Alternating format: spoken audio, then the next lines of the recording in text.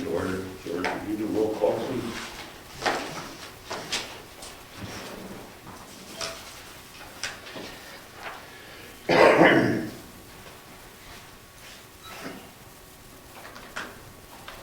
The date is November 11th, 2013. The time is 6:30 p.m.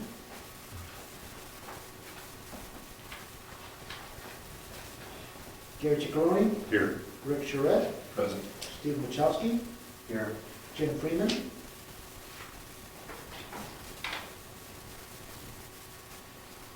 Ed Comeau, Here. Rich Zacher, Here. Richard Peckham. Here. Only one person missing. Vic, will you sit in for Jim? Sure. Thank you. George, I'm here. Did it get you up? I'm sorry. Jim is Rob. It's okay. You're just hiding. I mean. Mr. Chairman, Yes. before the announcements on Veterans Day, I'd like to ask for a moment of silence for Mac McGinley and all the Brookfield veterans who have gone before him.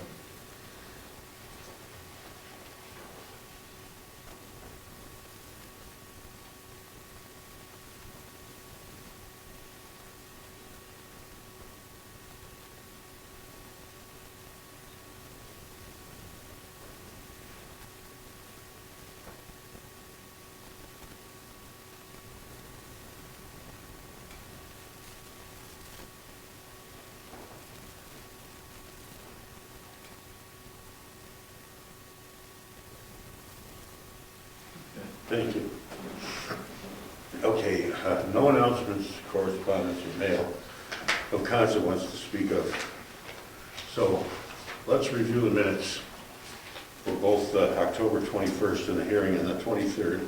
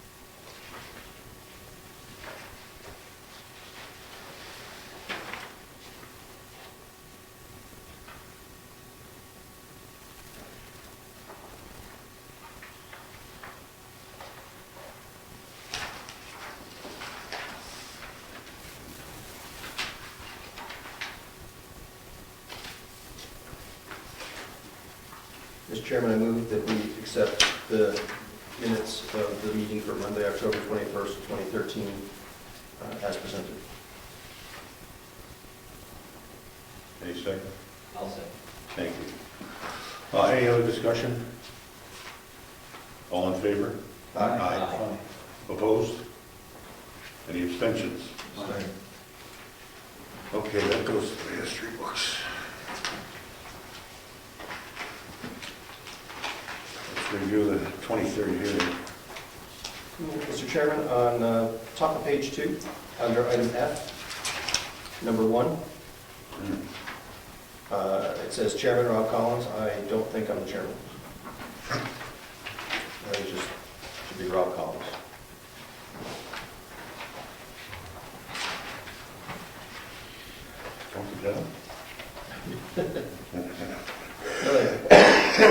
Sorry, where is that again? I'm sorry. It's Top of page 2. F number 1. Thank you. First word is chairman. It probably ought not be there. Thank you.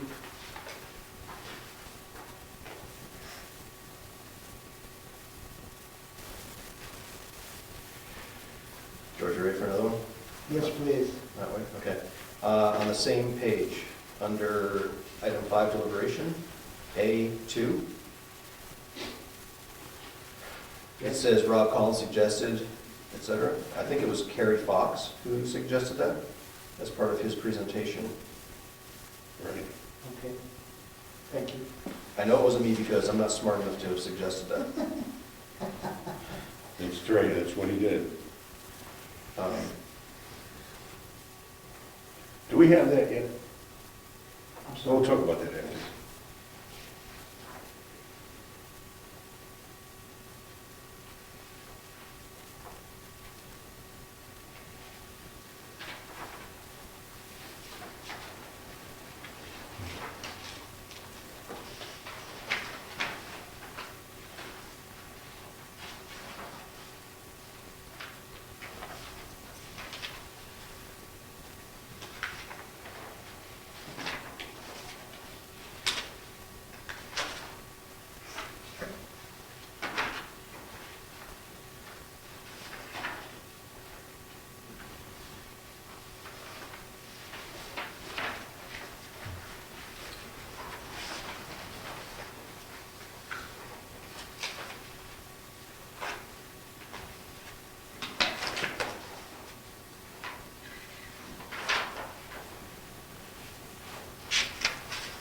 I'll move that we accept the minutes as amended.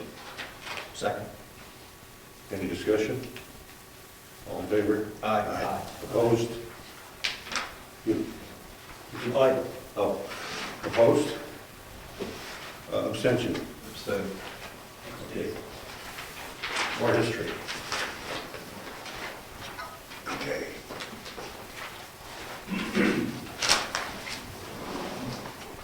Okay.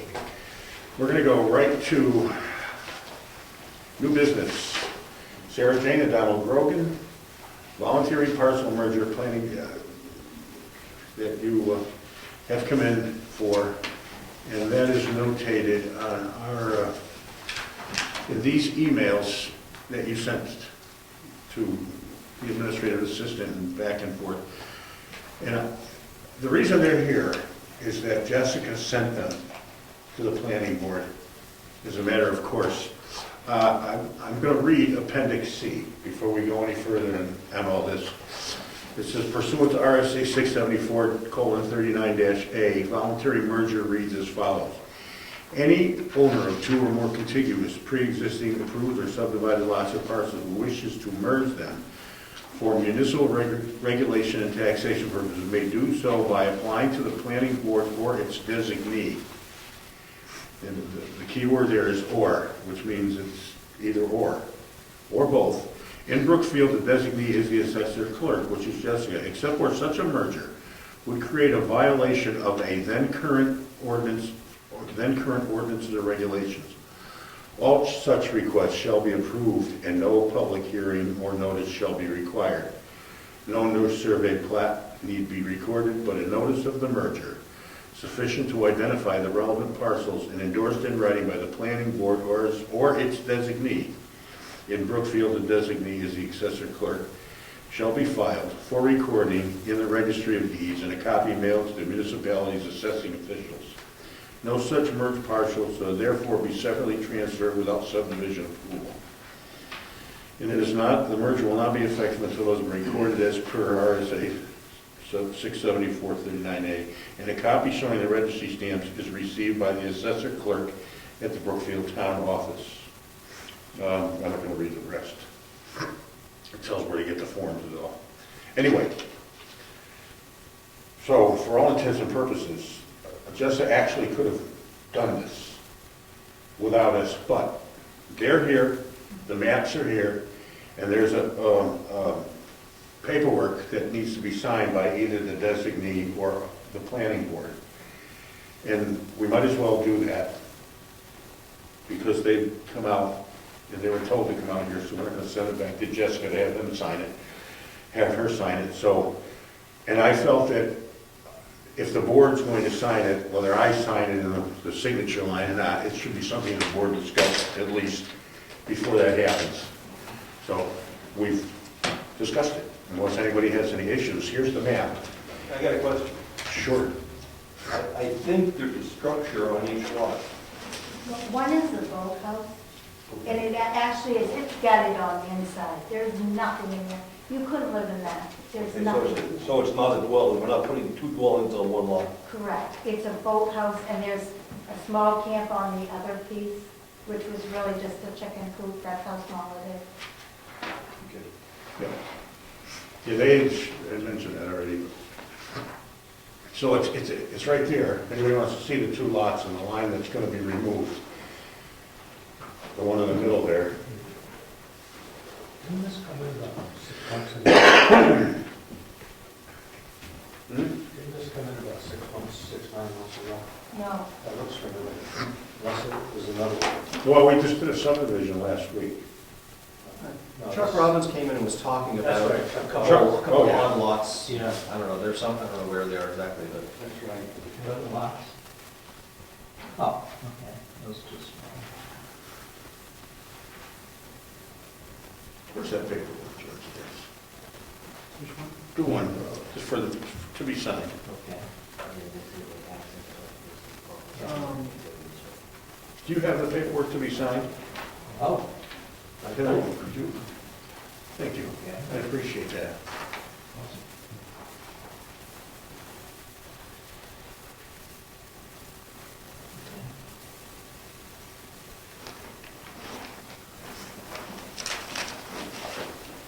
so is that the required document? Yes. Okay. Can I, Yep, we can look at it. I'm not sure I've seen this before. Mr. Chairman, do we have a copy of that document in our procedures?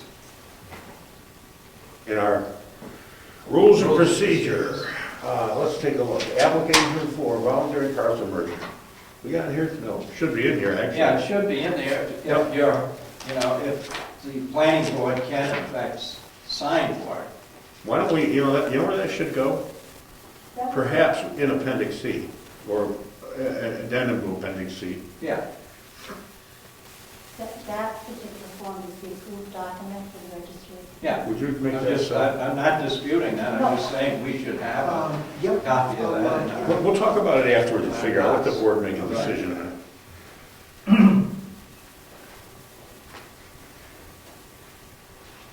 So George, you got the money? No, I've never seen any checks. I was gonna send that in to the registry with the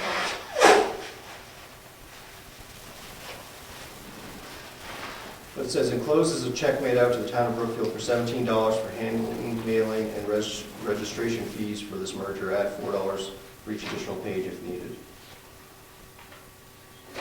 So that come to us? Goes, The way I'm understanding that document, I'm understanding that it should come to us. The way you read It's it. actually, it should go to the assessor clerk, I think. She's the one that's gonna have to take it up and file it. Oh, she's gonna file it, so I don't have to? No, she has to file Oh, okay, all right.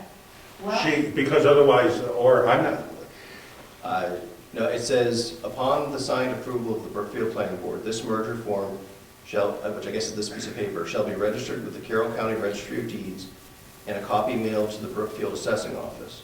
Enclosed is a check made out to the town of Brookfield for $17 for handling, mailing, and registration fees for this merger. Add $4 for each additional page if needed. But I don't know, I mean, if it's to the town of Brookfield, I would expect that. we can take it. Do you have a check? I don't carry checks, I do internet checks, I give you cash.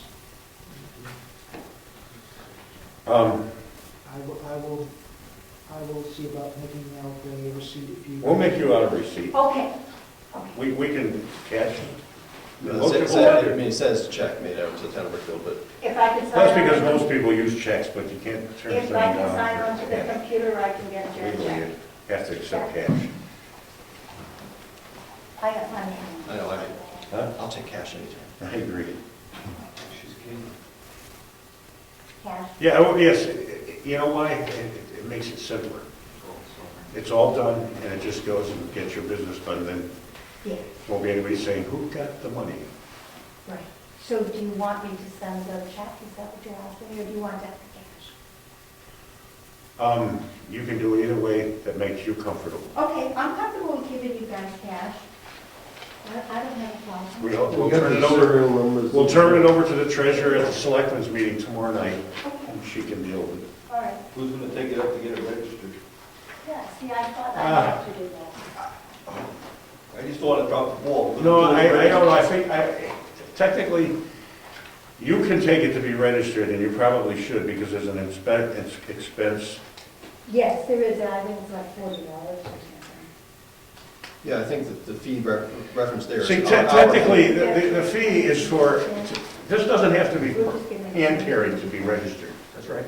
This can be It mailed. just has to be registered. And that's what our fee is for the assessor clerk or whoever's going to do this registration. You can get it registered in the mail. Oh, I thought that would, I would think that we have a fee for everything else that we get. If you want a fee, I. Enclosed is a check mail to town of Brookfield for $17 for handling, mailing, and registration fees for this merger, and $4 for each additional page. What mailing fee would we have if we weren't going to mail this off to the registry? It sounds like we have the responsibility to get it registered. That's correct. That's the way I That's read the it. way this was written. How much does it Maybe we wanna change that, but the way that reads, Yeah. we own it. How much does it cost us to register it? I think we're gonna lose a little money on the transaction. Well, That's that's- what you're asking, but That's what I'm asking. that's what it says. That's what we're gonna have to find out if we have to change it. It's got nothing to do with Next these. time around, we'll folks. know better. That's right, It's got nothing to do with them. that's right. Okay, sounds good. Yeah, this says Whatever the number is. mailing, handling, and registration. So if you, George will get you a receipt Okay, for that $17 before you leave. okay. And then Is that- we'll make sure that the treasurer gets this tomorrow night, because she'll have to directly deal with the cash. Yeah, that application is all block ink. Yes, Thank you. Yep.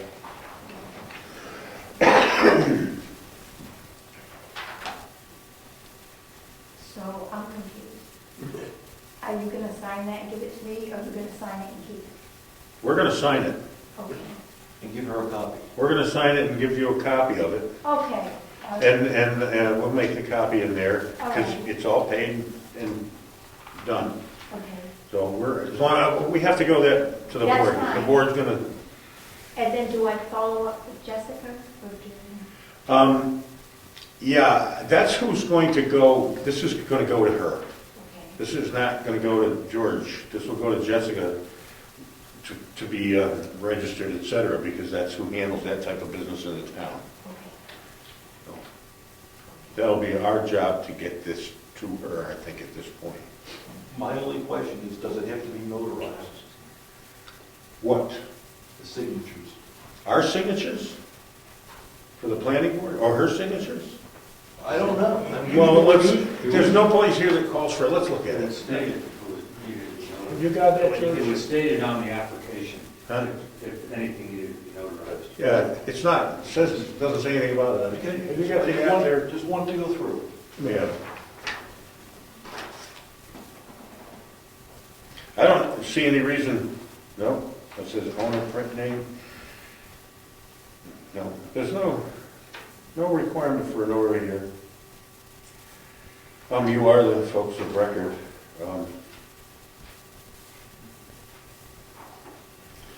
I suppose we could ask them for their ID and make sure they're really Sarahjane and Donald Grogan. You're welcome, I'm sorry. It's all right, that's all right. I'll give you a change. Okay.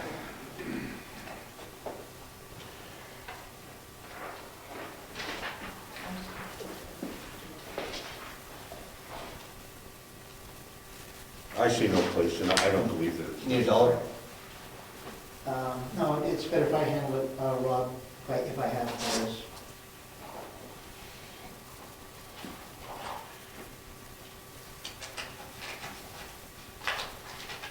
Thank you, Anders. Making change?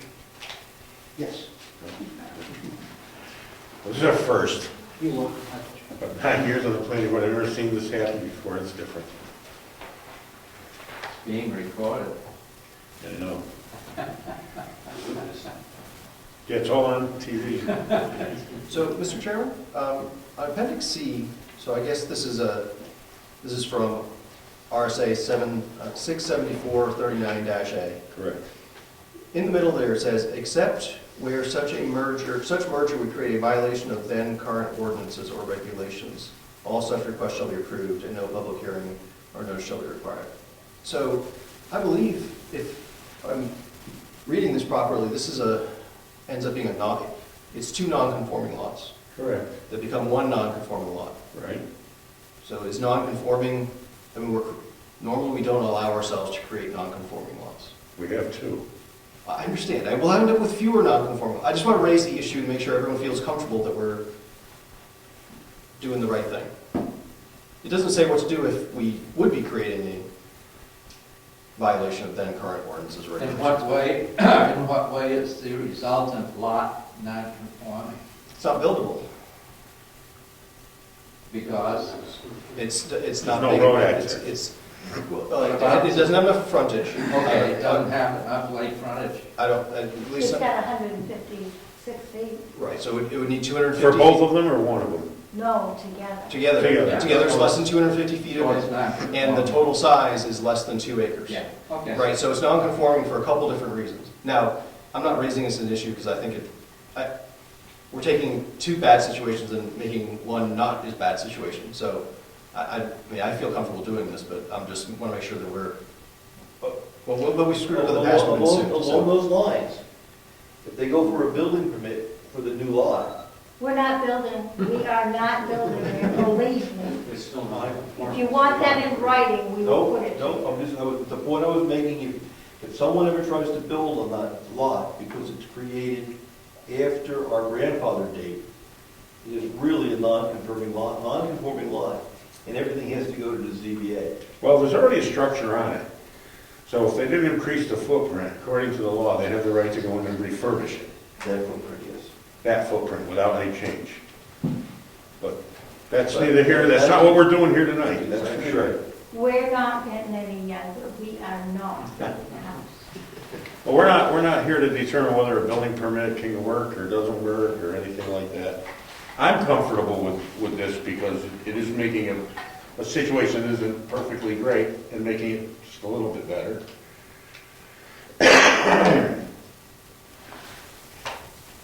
Is anybody uncomfortable with it? I didn't think so. So, Mr. Chairman, I move that we approve the voluntary merger of the Grogan Family Revocable Trust. Lots 12 and 12A, Thank you. Map, 27. team effort. Get this As motion long done. as it's down in black and white, complete. Yep. I'll second that motion. Is there any other discussion on this? All in favor? Aye. Opposed? Abstention? It's approved. And we are going to sign this, we're going to pass it around. And we're gonna get it recorded and send a copy to you. Thank you. That's what we're gonna do, right, guys? Yep. We'll give you a copy of that tonight to take with you. We will keep the original. I'll be up there on Wednesday morning if you want me to. Should coordinate with Jessica. Yeah, that'd be helpful. We all sign it or one signature? No? Well, there's 4 spaces, so let's just keep going until we run out. Here. And Well, you haven't done anything in 2 what are the weeks. two lot numbers? 12 and 12A, 12 and 12A. map 27. Yeah. It's 12 and 12A, that may have started out as one lot. It was. Yeah, and then they subdivided it. And then now they go back. Black. No, I need to borrow black. Oh, I was supposed to put my name there.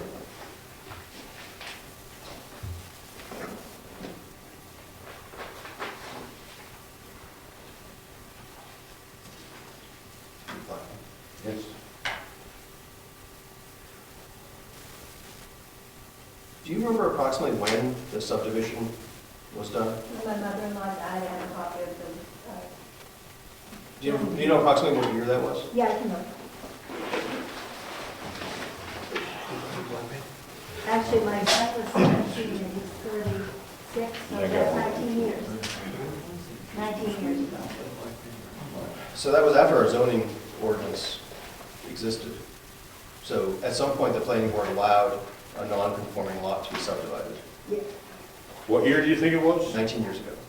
yeah, That's kind of strange. yeah. But it That's was. not that, I was on the board a little lately. When were you chair? In And Dick, 95? were you on the board then? It was in 1996. I don't remember. 1996? Yeah, he was the chair, you were the chair in one of those years. No, I never, I don't claim this one. Only claim the good ones. Yeah. He's been watching No, too much. You were chair when I was on, I don't remember this particular thing though. Yeah, it was in 1996. I wrote it down. 96. Oh, we can see who signed it. Right? If it went through the That's, subdivision? no, that's Yeah. from the court. Oh, okay. Oh, okay. Yeah, No, okay. but you asked me when, Yeah, yeah, and I yeah. knew. I We knew could I had actually to find it make out in a the new minutes. veteran. Yeah, I always What told day, them. what month in 96? The paperwork was received at the court in July. Received So it would have been July. pre-July. Well, we should look at it for the sake of. I think we'll find Dick's signature on something. Yeah. Somebody used my stamp. So George will make you a copy of that. Okay, We're all gonna go out and have coffee and Danish on your $17 at the end of the night. okay, thank you. You're welcome. Thank you, George. All right, thank you. We'll leave your meeting. We'll leave your meeting. Well, you're welcome to stay, but you're also welcome to, if you're smart, you'll leave. Thank you. All right. Okay, You can go home and watch the rest of it. Okay, thank you. Good night. okay, here we go. This is the biggie. Planning board budget. Everybody got a copy?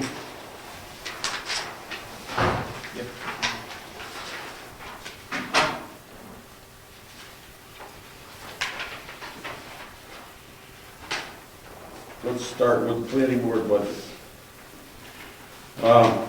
Let's figure this out. Let's do the administrative assistant last, because the other stuff is the little stuff, and we had this discussion last year. Planning services, I think it had things to do with SRPC, if I remember correctly. I'm paying them, The 800, that's what the dues were.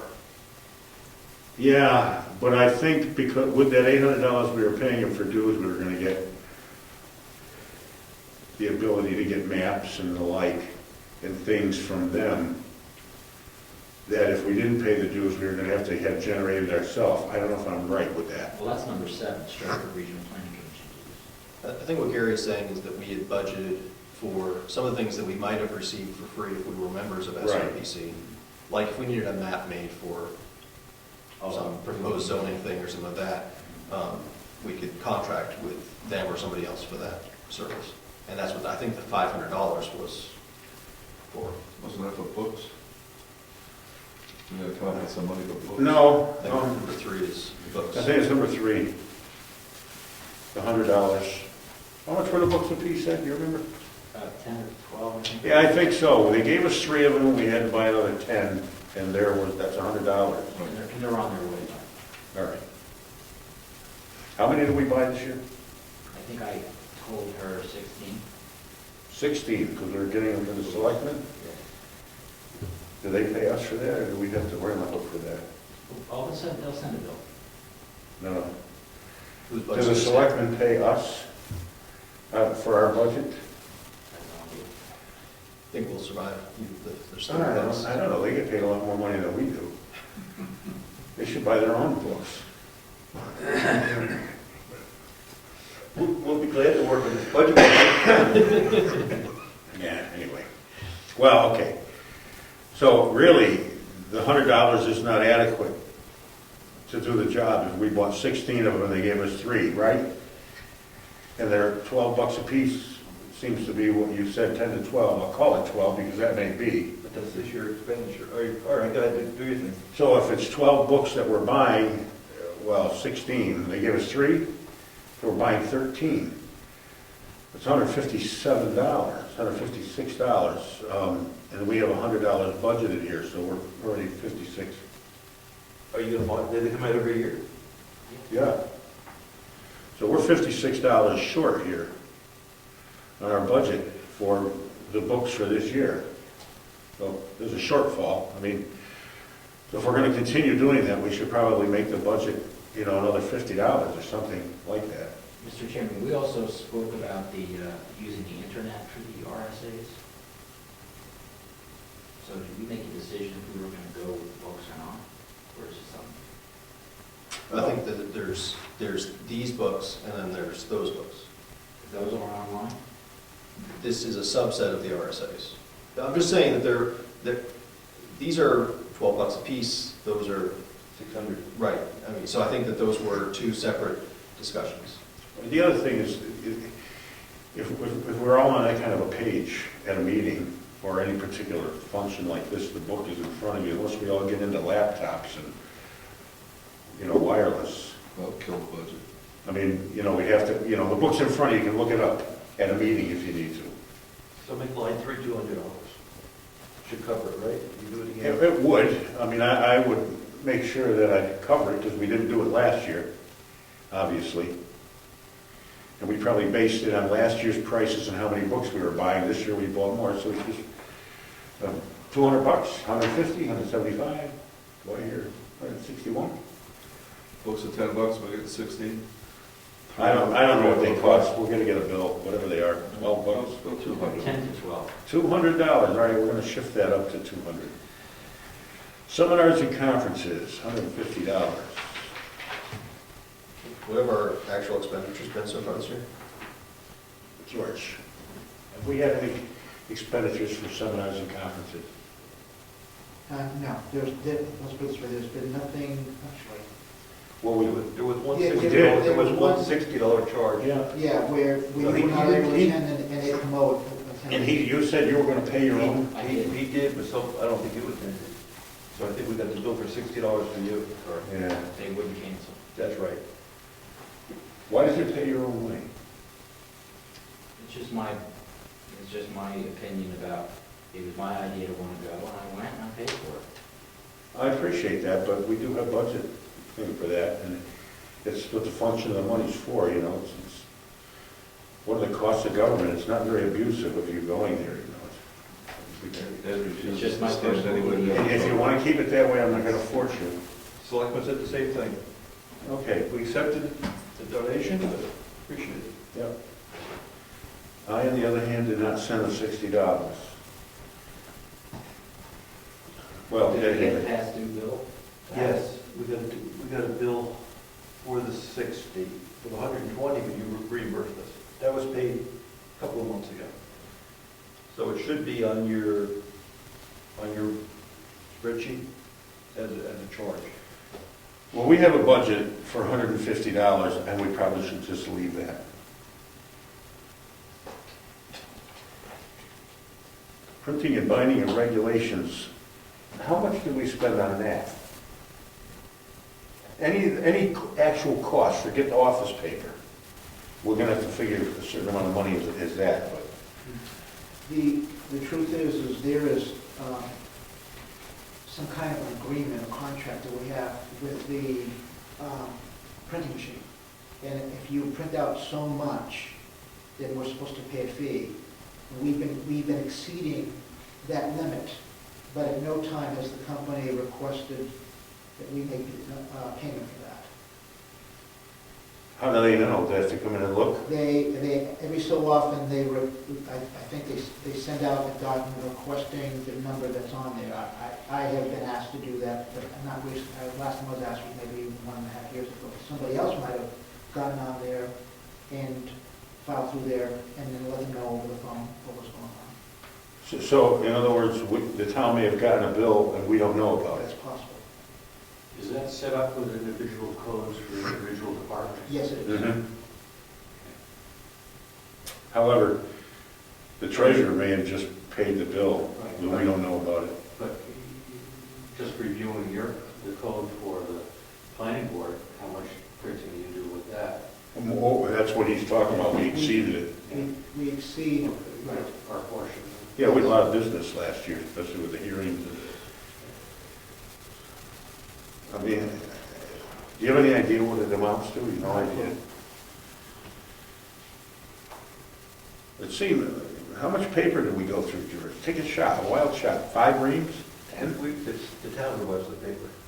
Is it an ink contract? Is that what it Well, I is? understand that, but is that not part of our budget, printing, binding? It's actually per page, is what it is.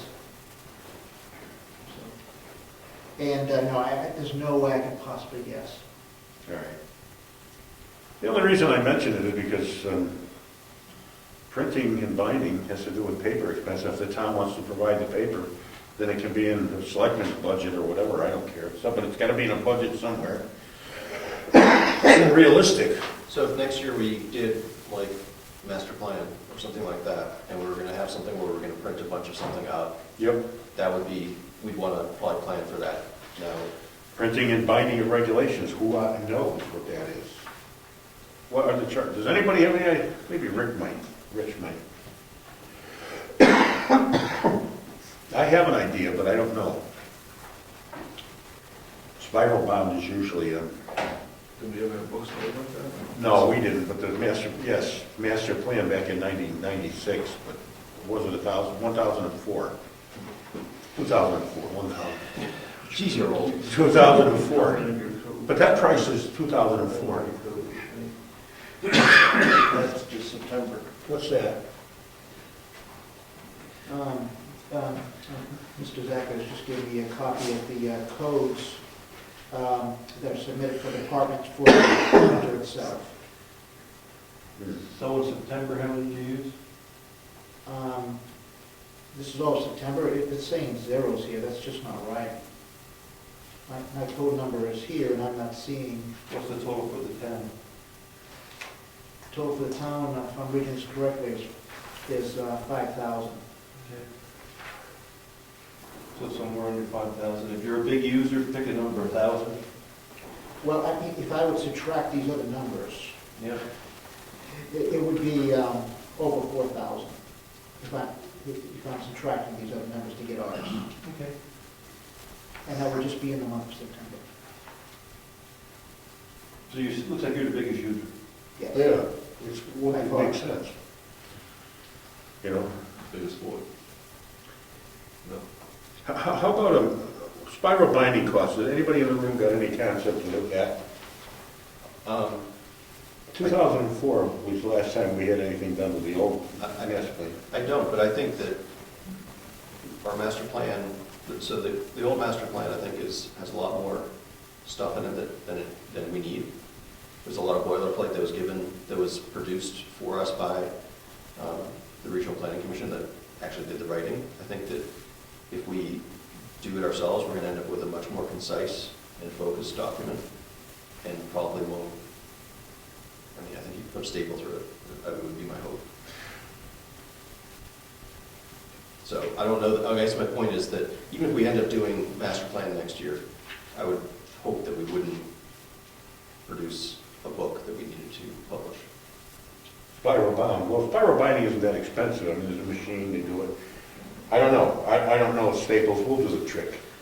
I mean, we can't make that decision right now. We don't have to use the money. Well, how many copies of the master plan would we get? 100? Well, if you have it done Dick, commercially, Huh? if you have it done commercially, they usually set a minimum order. If you wanted, let's say you only needed 100, they're going to order maybe 150. Well, the more the cheaper, obviously, but Yeah. I'm sure this 100 is probably one of the lowest categories, and you pay a little more for it. I guess my point is, if what Rob's saying, do we want to figure a budget for, if we're going to do master plan next year, I think $100 isn't going to cover it, no matter how you shake a stick at it. How much do we want to put in there? When do the selectmen need this information? When we started, you said you were going to give it to us.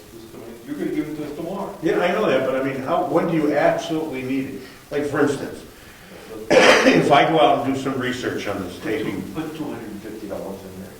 We get the town report for $700, and we get about 300 copies. $700 300 copies. spiral bound? Yeah. Yeah, it was, I think it was. Yeah. Oh, that's what I was asking, does anybody know what it is So today? 250 is a reasonable. Okay. Let's do 250. That seems reasonable. Okay. Get you close. If we had a new master plan, everybody would be happy for the 250. No, I don't want two. All right, well, that's, okay. Tapes, binders, miscellaneous administrative costs, tapes, binders. I think $100 covers that. That's staples and Scotch tape. Yes. Anybody see any problem with that? Well, is our actual for this year? I don't know. Here's the way we do the budget. There's the accounts that the state requires us to report on. So we're going to take your numbers, you might as well take this for free and slot them into those categories. And it shows what we spent year to date. Okay, actual cost. Year to date, through September. Through September. Remember the little total? Yeah, but, okay, but, yeah, I have this one. I should have looked at it. He gave it to me the other night. Planning services. That's planning and development? No. Are you on? That's probably the budget amount was $1, so that would be the SRPC dues, I think. Yeah. Planning development line. Okay, well, planning services, we have $500. That's probably for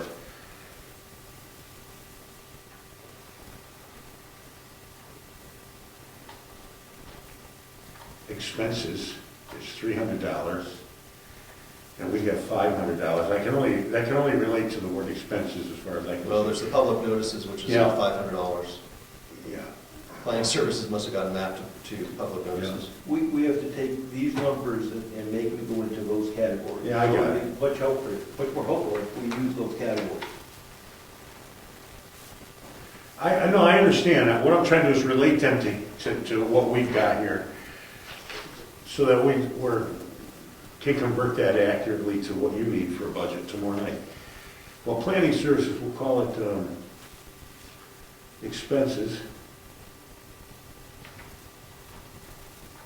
And public notices. See, 5 and 6 look like expenses to me, right? Yeah, I think 3, 5, and 6 went into expenses. Okay? Yeah, It so looks there's- like, it looks like number 2 went into public notices. Not sure that makes sense, but it No, did. but we do that. And seminars and conferences went to dues and workshops. Two went into public notices? What do you mean? This two? Planning services? Yeah. The budget amount was $500. Oh, I guess so. Well, it's hard to say. You can count it up another way. 1, 2, 3, I guess. Who pays for the legal? It's in our budget. It's in the The select. selectmen's budget, Okay. yeah. Well, it's split between two entities, isn't it? Through ZBA, planning, and select. Okay. I'm trying to keep it down. I have to call her. We split it out, but they're right there. She's been working on something, please. That's Okay. So you have, it looks like, but expenses and $500 for public notices, so you've got 1, 2, 300 probably is right into expenses. See that? 1, 2, 3. Yep. The booklets, printing and binding, and tapes, 1, 2, 300 in expenses, that's right. Public notices, planning services, whatever. Kind of looks like that's what you're putting in. Dues and workshop, there's nothing else.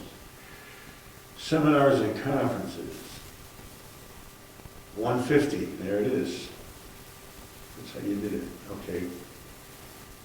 And the notices recouped from the subdivider. Yeah, but those go to the general fund, I think. Yeah. And we don't get to recognize revenue on our budget, you know, Okay, so fortunately or unfortunately. 137 was actual. And our booklets on these three, actual was 101 Through the end of September. and 150, yeah, through the end of September. Yeah, that's the rest of the year to go. That was dues and workshops, that's been 130, next to me.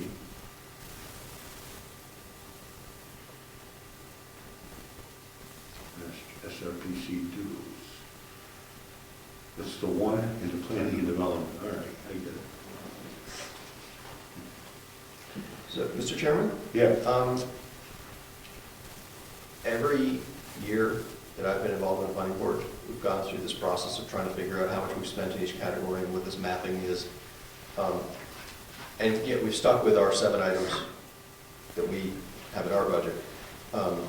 Would it make sense to actually adopt this. just adopt this list of categories I was going to suggest that. and make the big leap this year for 2014 to just make it a little bit more straightforward for, It's easier for the selectmen if we handle this anyway, right? Absolutely. And, yes, everyone. So let's do that. So let's, all right.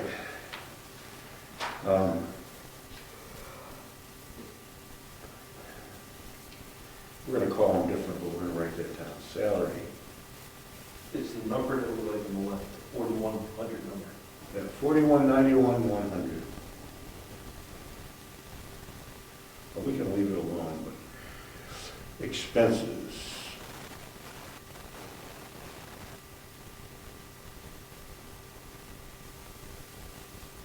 That would be, I'm gonna write this down for George, that would be, all these would be our item number 5, 6, and 2. 2, 5, 6.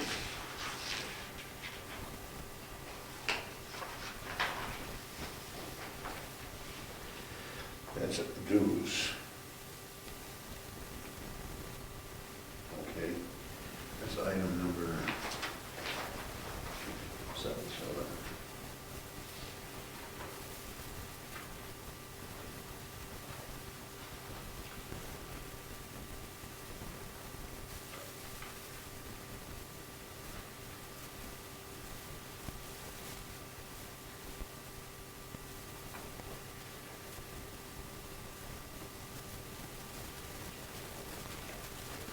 That's 500, that was planning services. Was our item number 2.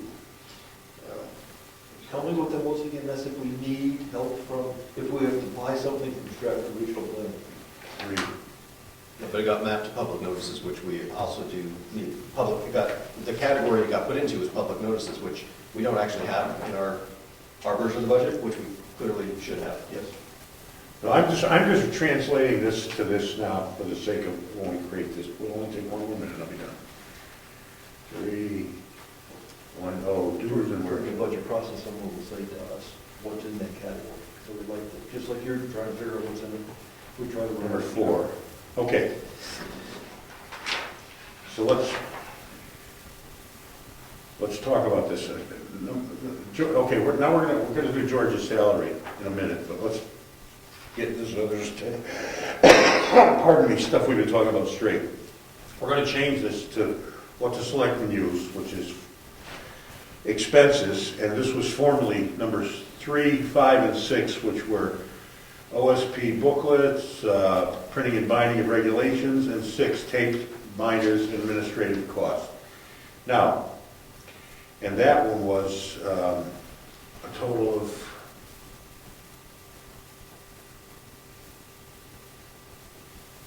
It was 300, but. 300, okay, now we're gonna fit master plan and everything else in there for next year. So we had a $300. Here we've discussed making it $450, $550. Right. So we're gonna up that one to $550, and that's $41.91, according to the dues. Let's see. 250. Planning and development.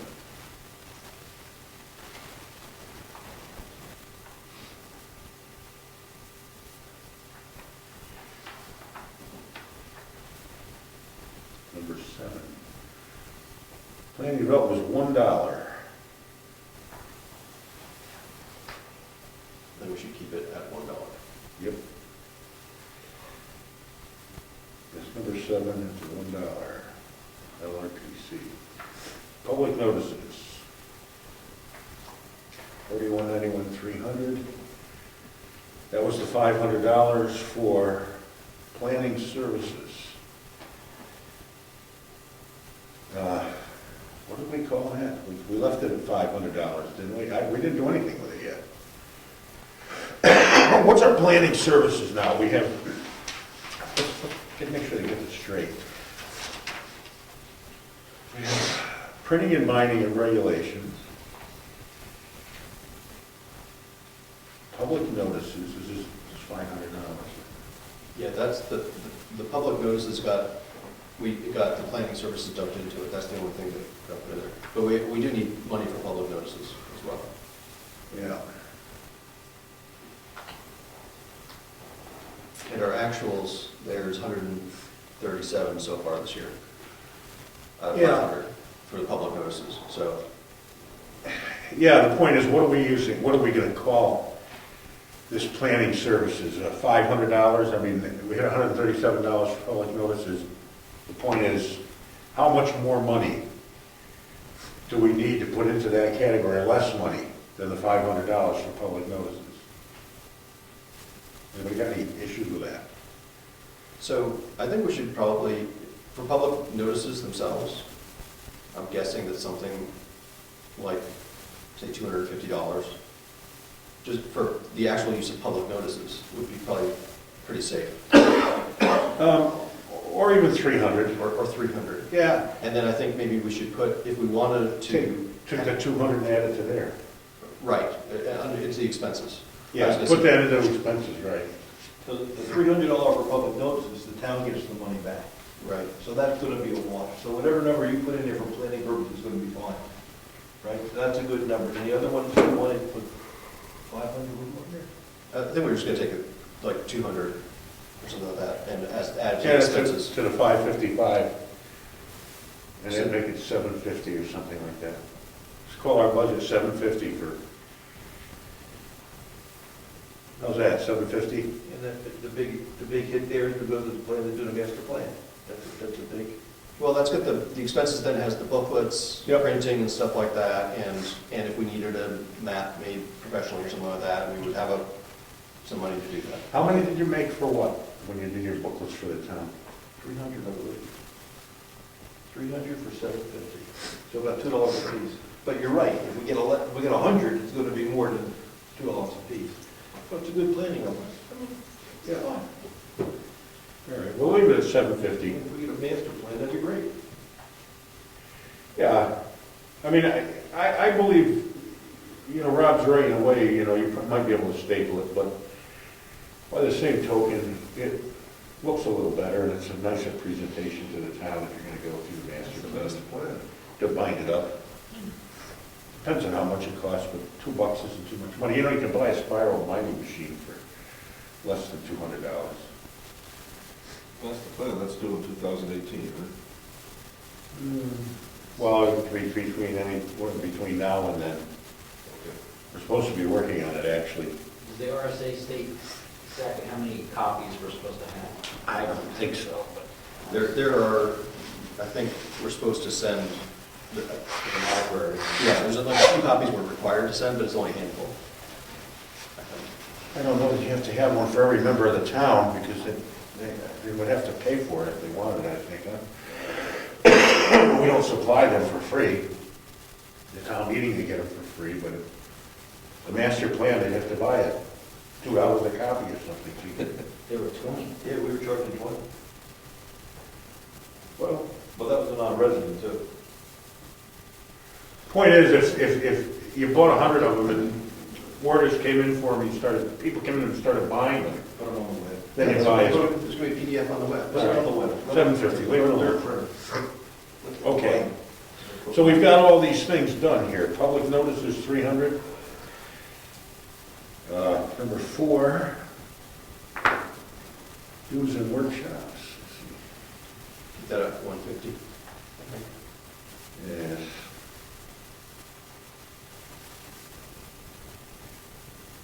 That was number 4, seminars and conferences.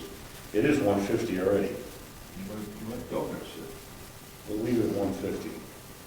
Okay, that's all simple stuff. $7.50, $1, $7.50 for expenses, $1 for planning SRPC. Public notices, $300. The workshop and all that business dues, $150. And now we have administrative assistant. Okay. Now,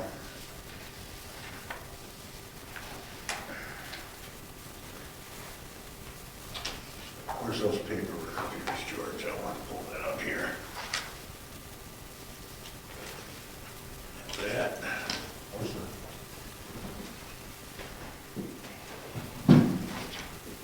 Right here. Okay. There has been some conversation that, and it has to do with the budget, that we have, we're close to using our budget for administrative assistant at this point, which is September. So far, we've used $5,100. It means there's remaining $900 in the budget. And that's as of what date? September 30th. So October, November, December, that's still 25% of the year left to go. Now, I've had comments that maybe George isn't working as fast as he should work. And personally, I won't entertain that concept. The next chairman can entertain it if they want. I refuse. Simply because there's only one way to ascertain that, and that's to put a video camera over George's head and check him out. And I'm not going to, if you're going to have this discussion, that's what it involves. Let's call a spade a spade.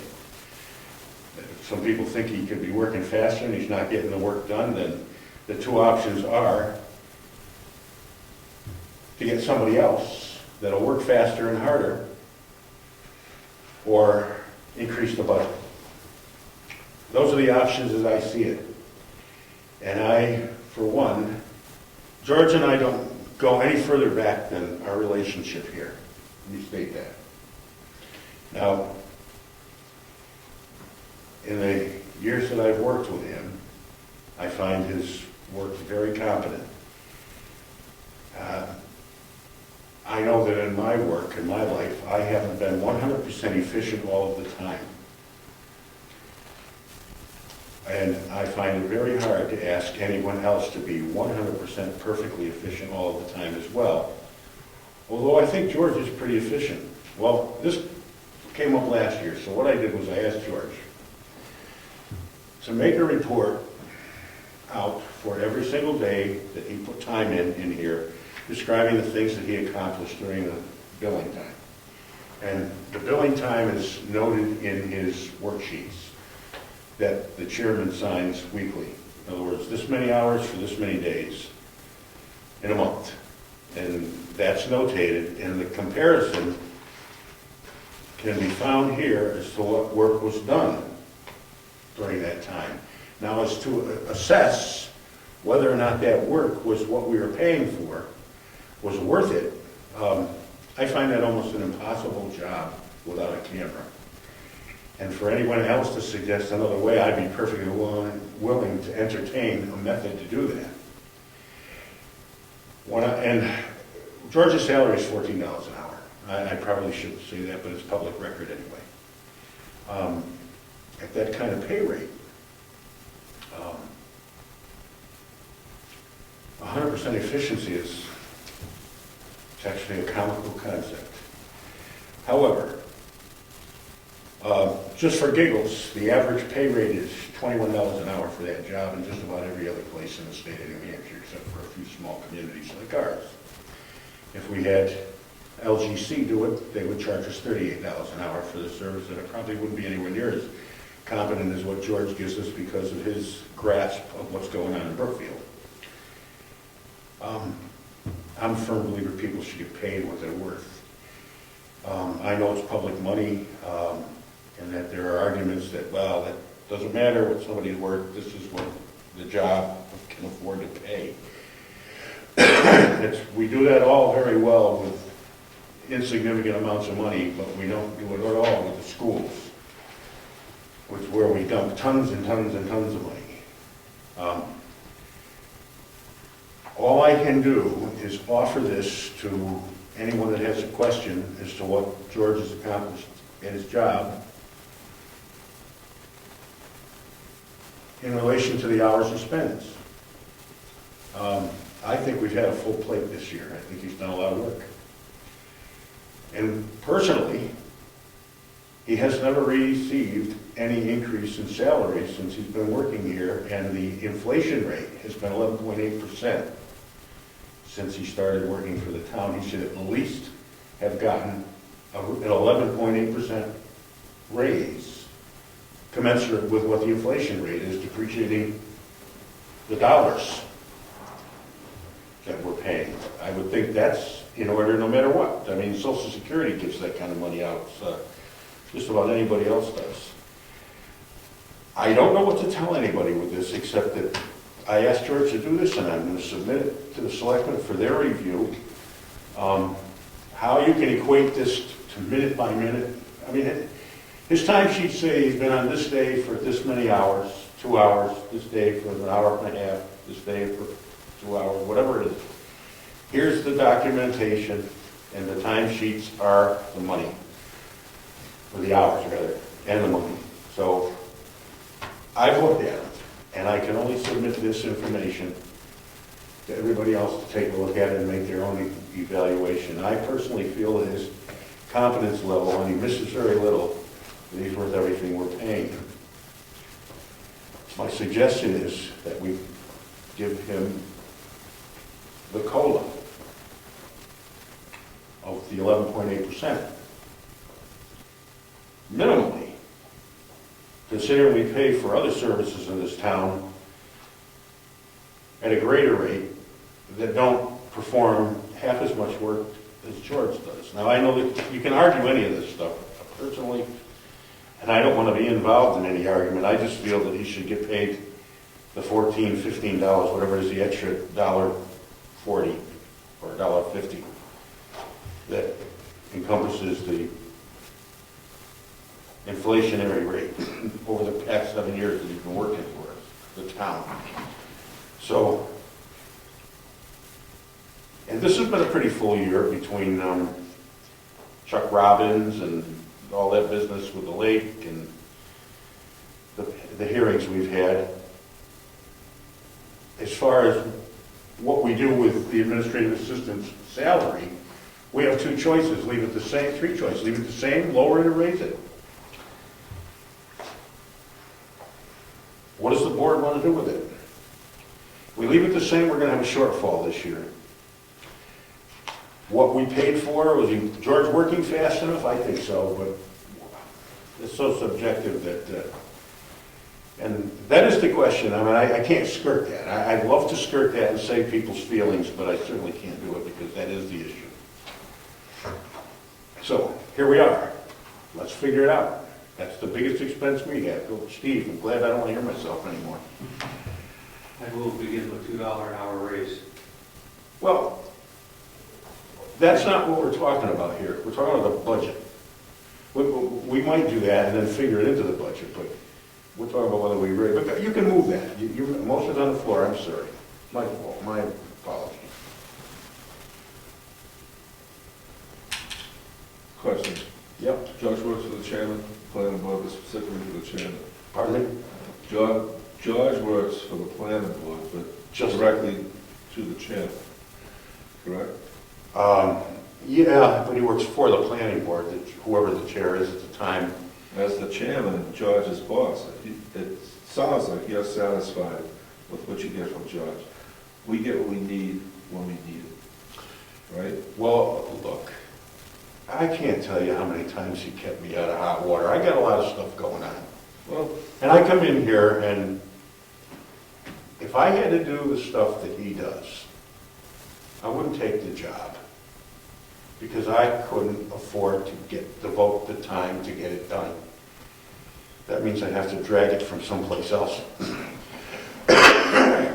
He's a very competent guy. I'm not patronizing him, just if he was a slouch, I'd have to say, you know, George, I think you better. George gives us what we need when we need it. I right? think so. Let's get rid of this, don't even turn it in. All right, you're his boss, you're satisfied with what you're getting, that's the end of the story. If you're not, you can come down and watch it.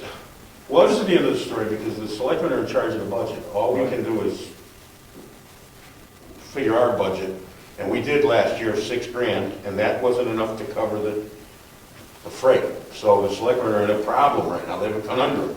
They gotta figure out where they think they're gonna get the money, Ed. How are we equating or calculating workload? I mean, we put a certain amount in the budget every year, but if one year it's very busy, then how are we calculating how much work? So obviously, the amount that's in the budget has to go up, because we should never have a shortfall. But it should be accurately calculated how we're spending the money. So how are we doing? Well, this is strictly the planning board, the administrative assistant salary.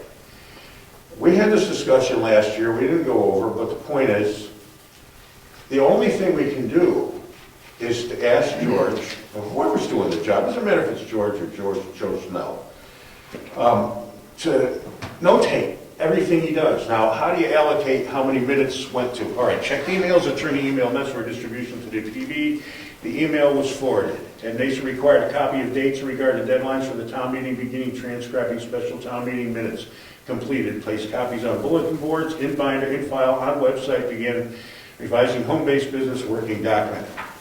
How do you put that in minutes? My lawyer does that. My lawyer will Yeah, issue but- me exactly what they're charging me for what they did. So I'm saying, if we know how much they're doing, then he should be paid for that amount, and that amount should show in the budget. Well, we don't know that the lawyer isn't having a paralegal do it and putting his name on it, paying somebody $28 an hour and billing you $250 or $300. Nobody knows that, and we don't even care. The point is, we don't know that the attorney doesn't pad his hours either. We have no idea. We just have to accept his word. He's an officer of the court. That doesn't connote honesty. That's just, we get a bill. Hopefully everybody's honest, but it isn't the greatest. I'm assuming George is an honest guy. Could he work faster? I don't know. I'll get a whip. It's possible. I don't know that we're going to be able to force that. It's a hard question to deal with, but we have to deal with it, and that's the way the issues stand. And you can't blame the selectmen, because those guys, this is their responsibility, it's not mine, actually. Rob, Two things. One is that there's a motion on the floor. what was discussing?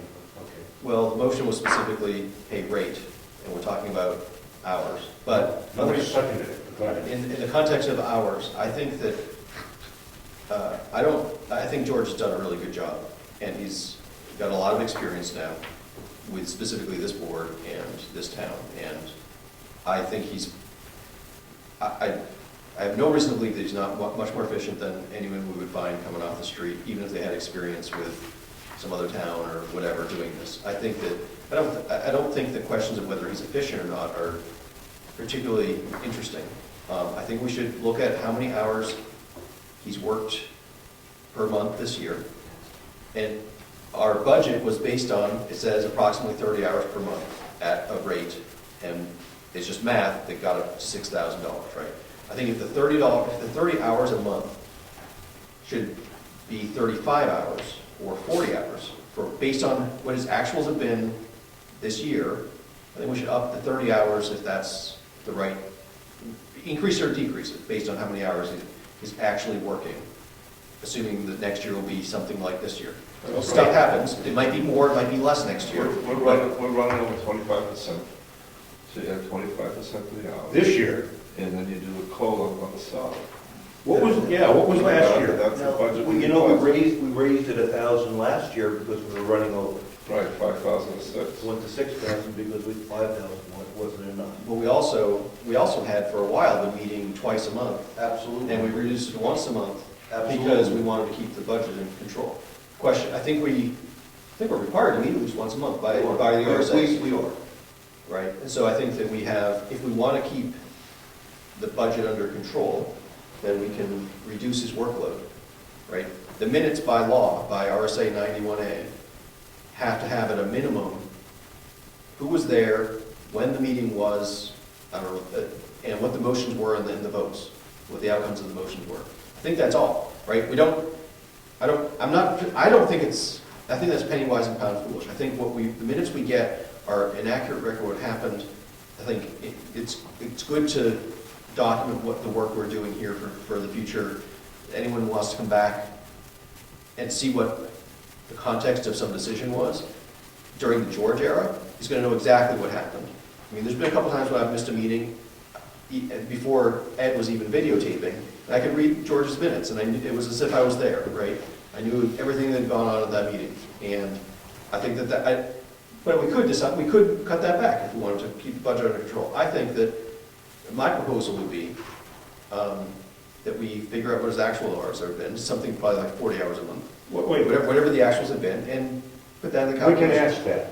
George has that information. I'm sure he does, So, because it's been on a site. so let's get that on the table right now, before you go any further. Have you got your hours? I do not have a total hours up to this point. I will say this, that Where your sheets are, where are they? I can print them right off the computer right now. That's what we're doing here tonight. Grab them. We're gonna figure out, we're not gonna do it hypothetically, we're gonna do it exactly. Well, we can back into it, right? We know that through September, we spent $5,100, divide that by 14, and we know how many hours. That's But true. see, it should be based upon the amount of effort and what's going on in town. So I would expect to see a lot of hours when we had the hearings in January and February. We were very busy then. When we worked the capital improvement program, I'd expect the workload to come down because Gary was doing most of that. I think it'd be interesting to track hours against activities. What you suggested. I mean, you'd expect it to see all go up and down. Yep. All right, let's look at it. Well, that's what he's got, there's Well, the let's look at it. sheets. Look at it. Let's get them. What you suggested. Yes? In the interim, while he's looking for his sheets, question to the selectmen. How do you handle the shortfall? Can you take from one account We're gonna have it. one account under planning and apply it to his salary? We would try to manage it within this budget first. Right. And Well, then how are we within the total budget? very, very close in this area. No, I'm not talking about this area, I'm talking about planning. The Well, we total have- budget for planning. We have $450 we haven't used up in other categories so far. Okay, I think we've signed checks to put this over. We're 450. This is the end of September. We signed the October checks already. well, I look at it at $420 a month, that's what we're budgeting for him. Yes. 30 hours a month at $14, so that's $420. Now, do we have that kind of money left? In this to budget, get- Right, in our budget for 2013. in the In plan, other categories, under planning. very, very close, if not over right now. We'll know tomorrow night, because Mary Lou will give you the updated one. But we signed checks already for October, and this is the end of September. Yeah, and there'll be another several $100 there. There's only there's $450 left over from, unless, I don't know that we've had any other expenses in these categories between actual public notices and all, and that, because we do get it back. I don't know. I gotta go back to, We really should divide the discussion into two topics. What the budget's going to be, and then when we go into personnel issues, we should go non-public and ask George to leave. Because when you start making comments about his productivity, you're probably right. that's non-public and he should be not here. I'm just looking at the last report, and if you look at comparable jobs in the town, they budget for this year, administrative assistant to the Board of Selectmen, $4,000. Assessor clerk, $3,000. I mean, these are administrative jobs, very comparable to that one. Mhm. Keeping minutes, having office hours, servicing the public when they come in with questions, Mhm. dealing with the outside assessor, and so forth. So we're not out of the ballpark at 6,000, in my estimation. if we can manage the 6,000 a little different. I don't know what the assessor makes per hour. $14. 14, okay. She's in every week for 4 hours. Yeah, I've been through this many, many times in 22 years. And I don't know that it should be It's not- always a problem. It's always personnel issues that you do. Salary's clean, but when you start talking about behavior and productivity, Okay. that's, Yeah, I don't even think we need to have that discussion. No, we're not gonna go there anymore anyway. We're done with it. Too late, too late. But I'm just saying, That's all right. if this is a What guy. is the issue? It's the issue. see, what people say, and I see also, we have 2 selectmen meetings a month. We have meeting minutes for those meetings every meeting. We have office hours. Right. And that budget, we're living on $4,000. 2 meetings a month. Meeting minutes for both those meetings and office hours. Her job is comparable, I presume. I think so. I don't think it is in some respects. I think the planning board has a little bit more notification and things to do with it. I think considerably. We're creating documents, you know, I mean, George has to deal with updating and maintaining documents and, you know, that we're working on. And I don't mean, there's stuff that probably your administrative assistant with the selectmen. You guys are paid a lot of money. And so you should be expected to do more work. Just say, just say. All right. Thanks, Rob. It's just something I heard. It seems like $14 for admin rate is so consistent all the time. It is, it's what we pay to talk about. Everybody makes 14, except a couple of people make 13.50. If that's consistent about the town, I don't know if you're going to raise one or others or what. Maybe it has to be handled by hours. Would you consider that George is not an administrative assistant, perhaps it's not the right job description?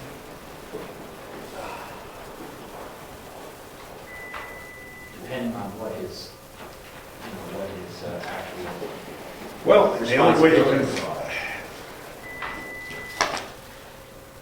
well, because we have these things here, Because that's just not we could, clerical. huh?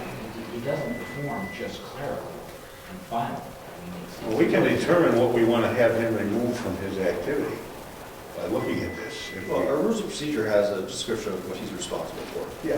right? I mean, you could look at that and compare that. I mean, I don't know if you guys have a job description for your administrative assistant. You probably do, right? And if we care to, we could compare that. But do you, I mean, I think, I heard maybe a suggestion from Greg that there is currently consistency in terms of administrative assistant salaries within, or hourly rates within the town. That's right. Just an observation. Is that something that you, the selectmen, would like to manage as a sort of, at some point you'll decide, oh, well, it should be $14.50 instead of $14 and sort of apply that across the board?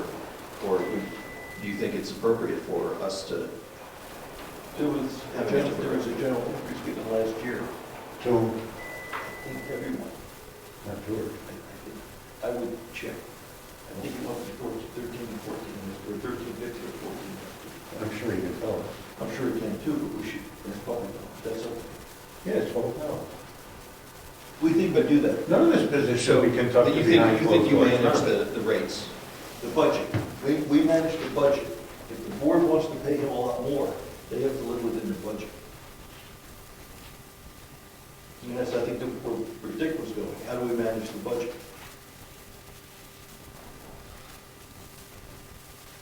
Title V is sending millions of dollars to the school department.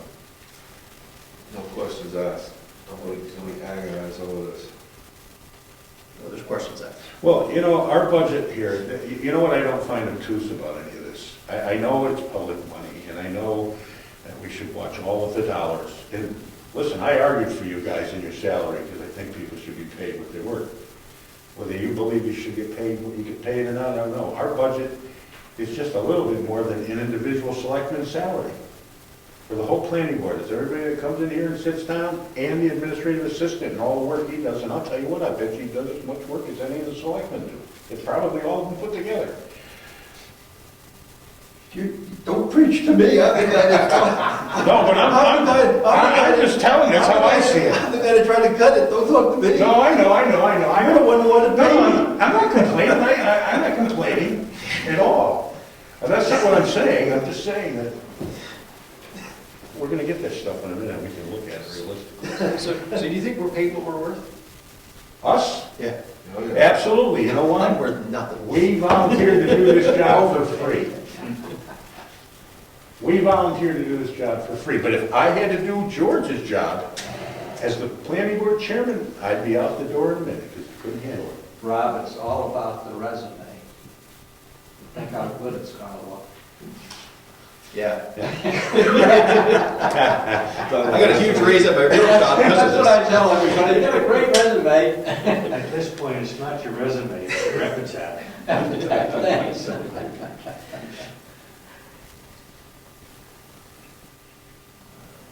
Well, at any rate. I heard a great remark, I have to share resumes. The reason the You're veterans, being recorded.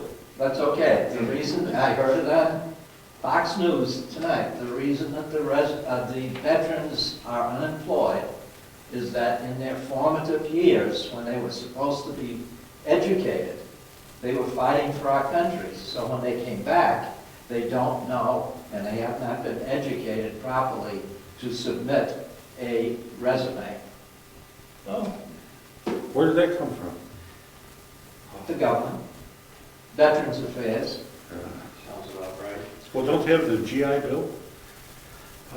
So it's not that they don't know anything, it's just, they just don't know, I mean, the problem is they don't know to do a They don't know resume. how to present it. Oh, jeez. Oh, look, I just saw that. Well, now we know what the problem is, we can fix it. Wow. There you go. Then once you know the problem, you can solve it. Yeah. All we gotta do is raise It's right more up money our for the nose. VA. More resumes. The VA can write resumes for, Yeah. the best. Except somebody walking in with camouflage and an AK. Why, my dad is An AR-15.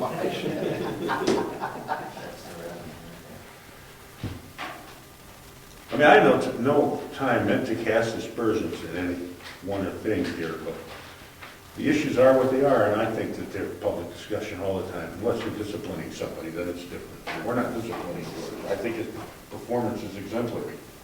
As to whether or not he spends a little more time on something, all right. Great. This is the year. It is something we should take a look at.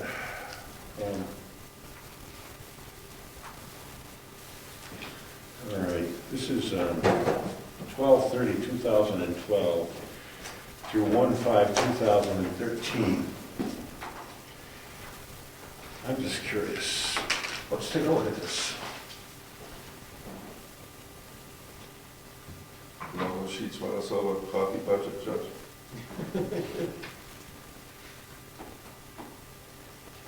I mean, this is something we have to do as a board, and we have to do it in public. Pardon me? Just want to see one. Yeah.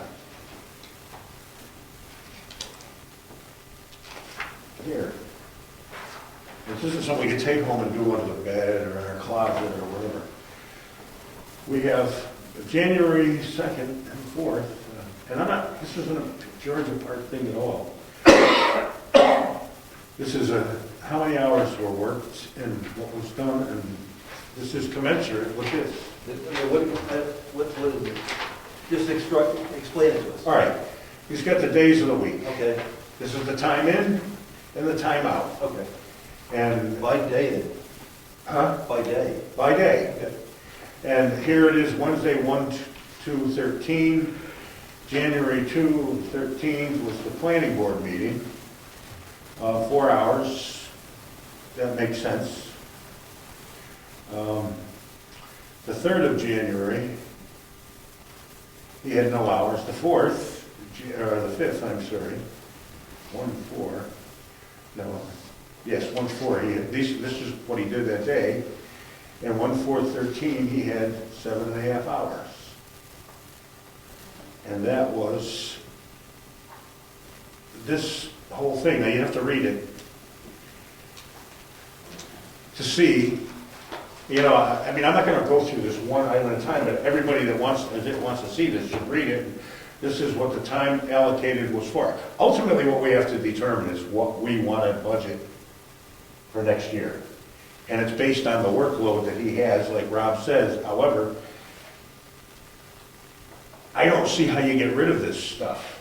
I mean, this had everything to do with Chuck Robbins, the funnel development, the public hearing postings, all that stuff on the 5th. And I could see putting that time in for that. I mean, what do we I do? think though that for like the minutes, right, we get, 5, 6 pages of minutes, right? It has a lot of detail and everything we discussed and who said what, and I think it's a great record of what happened. But most of our meetings, we have 1 or 2 or 3 motions, and our minutes could be half a page. The minimum legally required would be like half a page, and it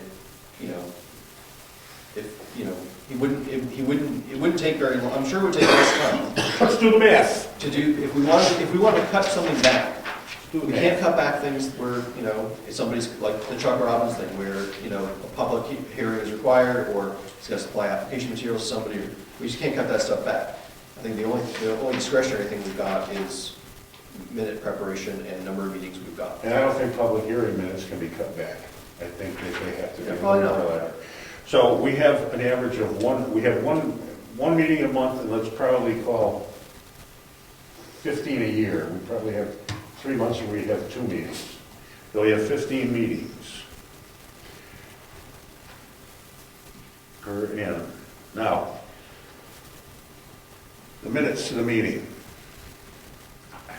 Just for the sake of conversation, I mean, they all probably vary, but how much time do you spend on minutes?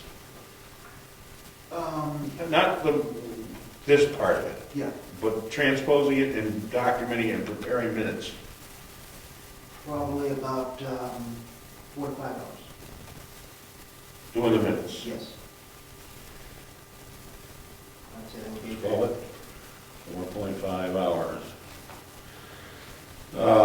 Times 15, that would be 67.5 hours a year. Okay. Now, what do you feel you would do if you did it the way Rob was describing it? That could be done. As a matter of fact, the minutes at one time were more condensed, and there wasn't as much time. The only thing is that they started to become more detail-oriented after we got challenged in court. And my name was actually listed my name was floated around as far as doing the minutes, and there was question as to whether or not the minutes themselves were legitimate. And so there was a comparison to actual audio recordings that were done not by me, but by a person who was present in the audience. Oh, I know who that is. And the event. Yep. And so they became a little bit more detailed after that situation. So we could do that. We could do what Rob Collins said, and that is list just purely after, the roll call and, review the past minutes, then going to just listing, motion, who made the second motion, et cetera, et cetera. And I've looked at this because we had the same issue in the select. You want discussion leading up to the motion and the motion and the vote. That's what you want in the meeting. That there was some discussion about a motion that was going to be made, and then how the motion was, what the motion was, and how the vote came out. And that's what you need in your meeting minutes. If there's some other stuff in there about, you don't need it. So let's do floor This list. is the public hearing. Any other Well, we don't need it, but I think it provides a lot of context. It's nice reading, it fills you in, but you don't need it. Yep. It was a lot less than 2 hours worth of talking on the 2 pages.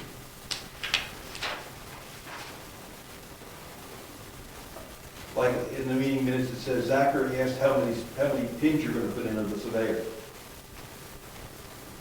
a nice piece of information. If it wasn't 6, I was going to challenge him, but he said 6. We didn't make that a condition of the approval. I understand what you're saying, but we can't leave this discretionary for George because it's way too much of a load to put on him unless we make it precise. Do we want him to get rid of, I mean, we have to tell him what we want. I would like to add one thing to what Rich just said. That was a public hearing, so that's going to be more detailed, you know. Fair. Do we want this information in there? I don't know. I mean, you guys tell me. Personally, I don't care because I don't remember what I had for lunch yesterday. So if he doesn't put it in here, I won't remember that Chairman Gary Chicken report of the planning board, he consulted with the town attorney. That's an excellent point. You're supposed to be able to pick the meetings up 3 years, the meeting minutes up 3 years from now and say, what was the motion and what was the discussion before the motion and then how did the board vote? So you're supposed to be able to frame what led to the motion and then the vote of the motion. That's what people want to see when you go to court. Now, that's the minimum. Yeah, my feeling is that I would, as a taxpayer, I hate the amount of money we spend in this town. It's just too much. I hate government, right? Okay, so, but we could save, I don't know, 30 hours a year, 40 hours a year at $14 an hour by trimming down the minutes, and it's going to come back and bite us in the butt next time we get sued. Oh, let Gary keep going with his analysis. Go ahead. Well, let me just, I'm going to just read, this is the minutes we just approved, okay? And you tell me, I have my feeling, we all have our feelings, and we have to look at it realistically. New business. The rest of this stuff is just rote. Consideration of references in the zoning ordinance regard to subdivision of property in the rec zone. Chairman reported to the planning board that he had consulted with the town attorney in regards to the subdivision of property in the rec zone. The chairman stated the attorney acknowledged Brookfield regs do not prohibit subdividing property in the rec zone. He read an email attached sent from Rob Collins to the PB.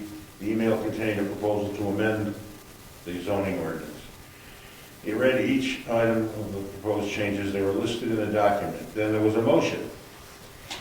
I don't know if that's what you mean by moving up to the motion. I mean, you're explaining why somebody would make a motion that the planning board accept the proposed document to amend the zoning ordinance as the working document, which was Rob's document. It was seconded by Rob Collins. That's what I think you're talking about, leading up to the motion and the vote. The board voted unanimously. Okay. The following topics were discussed. Now, I probably could get rid of that. The consequence of allowing subdivisions in the rec zone, the intent of the voters when the rec zone was created. I mean, I don't know where to tell. We have to. I think all that stuff is, I mean, a lot of that stuff is relevant if eventually we end up making a decision related to that stuff, It's the background as far as what our, the courts are going to try to figure out what our decision-making process was, and was it based, was it correct, and was it, fair, and whatever, right? And I don't know, I think, I'm happy with the minutes the way they are. I know they're more expensive than they are legally required to be. Well, you're the guy that just said a half an hour ago that we could cut No, I'm I was suggesting that as a possibility. Okay. I wasn't advocating it. I get it. Right, if we want to keep our costs down, we have to cut something. Either we have to pay for fewer hours, right? How do we pay for fewer hours? That's one of the things that's sort of discretionary, right? Is the level of detail in our minutes. I think that we should keep it. I think those hours are worth it, in my opinion. We know that we're going to get sued again, and at some point. Probably. Anyway. Why don't you? George, these minutes are perfect.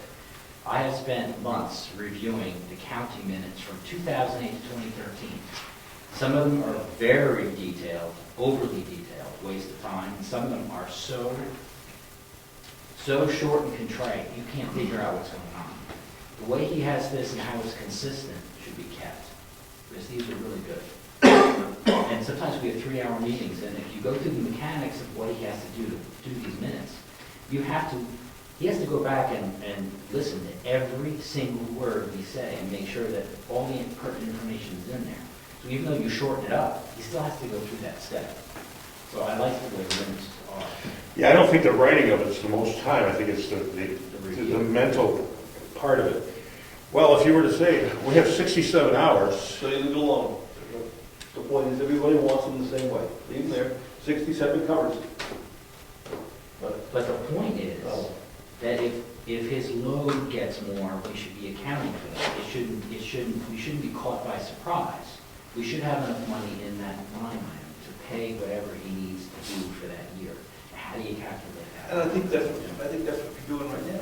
You got X number of meetings, you got X number of, what else takes time, and you're building the budget. the reason that I asked George to do this, tabulate what he spent, was not so much to keep George honest, but more of, we need to be able to budget, and we need a record of what time it actually takes to do this stuff. I mean, and here is what he did all year, and I could see 4.5 hours, or I could see that much time going into the minutes. I mean, he sits here for 4.5 hours, then he has to go home and analyze that and put it in the, I agree with the minutes. Now, the other stuff, I just don't know how to attribute time to those things and say, well, we can cut this or we can cut that. Personally, I just don't know. Like here, received phone message from the chairman, requested phone number of our Bordeaux, some information on the application. A few minutes from March. Mr. Chairman, do you mind if I ask her a question? Not at all. George, if, you know what you do. Yeah. If we wanted to cut back the number of hours, but keep the minutes the way they are, what could we cut back on? Or what would we have to, what corners would we have to cut? What would we have to give up in order to save some money, save some of your hours?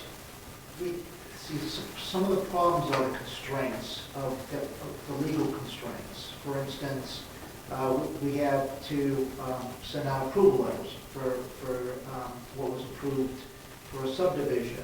Okay, those are required. You know, some of the things that you know you could cut out would be, and they're minor things that don't take a lot of time, would be like when we send a letter of accommodation to somebody who works in the planning board and they retired from the planning board.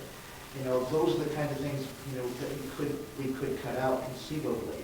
However, if we did do that, then we might want to consider, and I say we, as if I'm a member and I'm not, but we may want to consider the idea that some people may feel that they're not appreciated when they're serving the town in this way. It's such a little trivial thing. So honestly, I think that there's very few things we can cut out from what I know of the RSAs. And some of them, the truth is, I'm still discovering that we're really not doing it. And every so often I bring it before the chairman and I say, we haven't been doing this, we need to start doing this now. Here's the RSA, what do you think? And we've had those conversations before. Let me ask the question differently.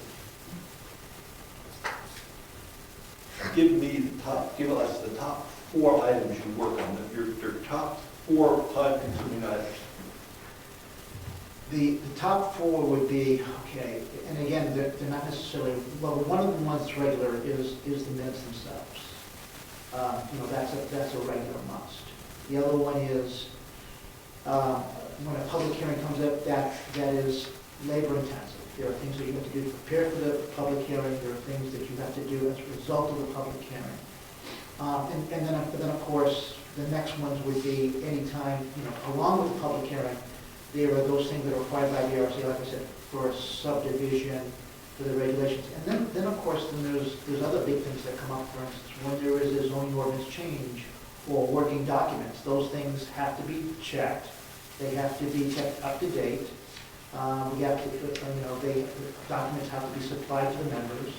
And we require our rules of procedure that any changes that are proposed, that has to be brought before the members in advance by so many days. So that means those have to be emailed, and then that's not even including, for instance, posting. And when we're doing more posting than we used to do before, we're doing electronic posting, for instance. So I think that gives you pretty much a rundown of your budget. And you also update the website too? Yes. correct? Well, I don't feel that George is an accidental gold brick either. I think he's got a, very sharp mind. And I think this is work that we just have to get done by somebody. I don't see what we're going to cut out. I mean, here's the description. We got to look at it. I just don't see the things that we can cut out of what needs to be done because of the volume of business we've done. And 30 hours or 40 hours in the course of a year translates to, $500.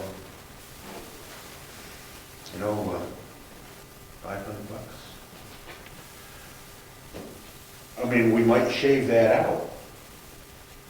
We might shave out 30 or 40 hours or 50 hours, but I just know in all the conversations I've had with George, there's no nonsense. He calls me up.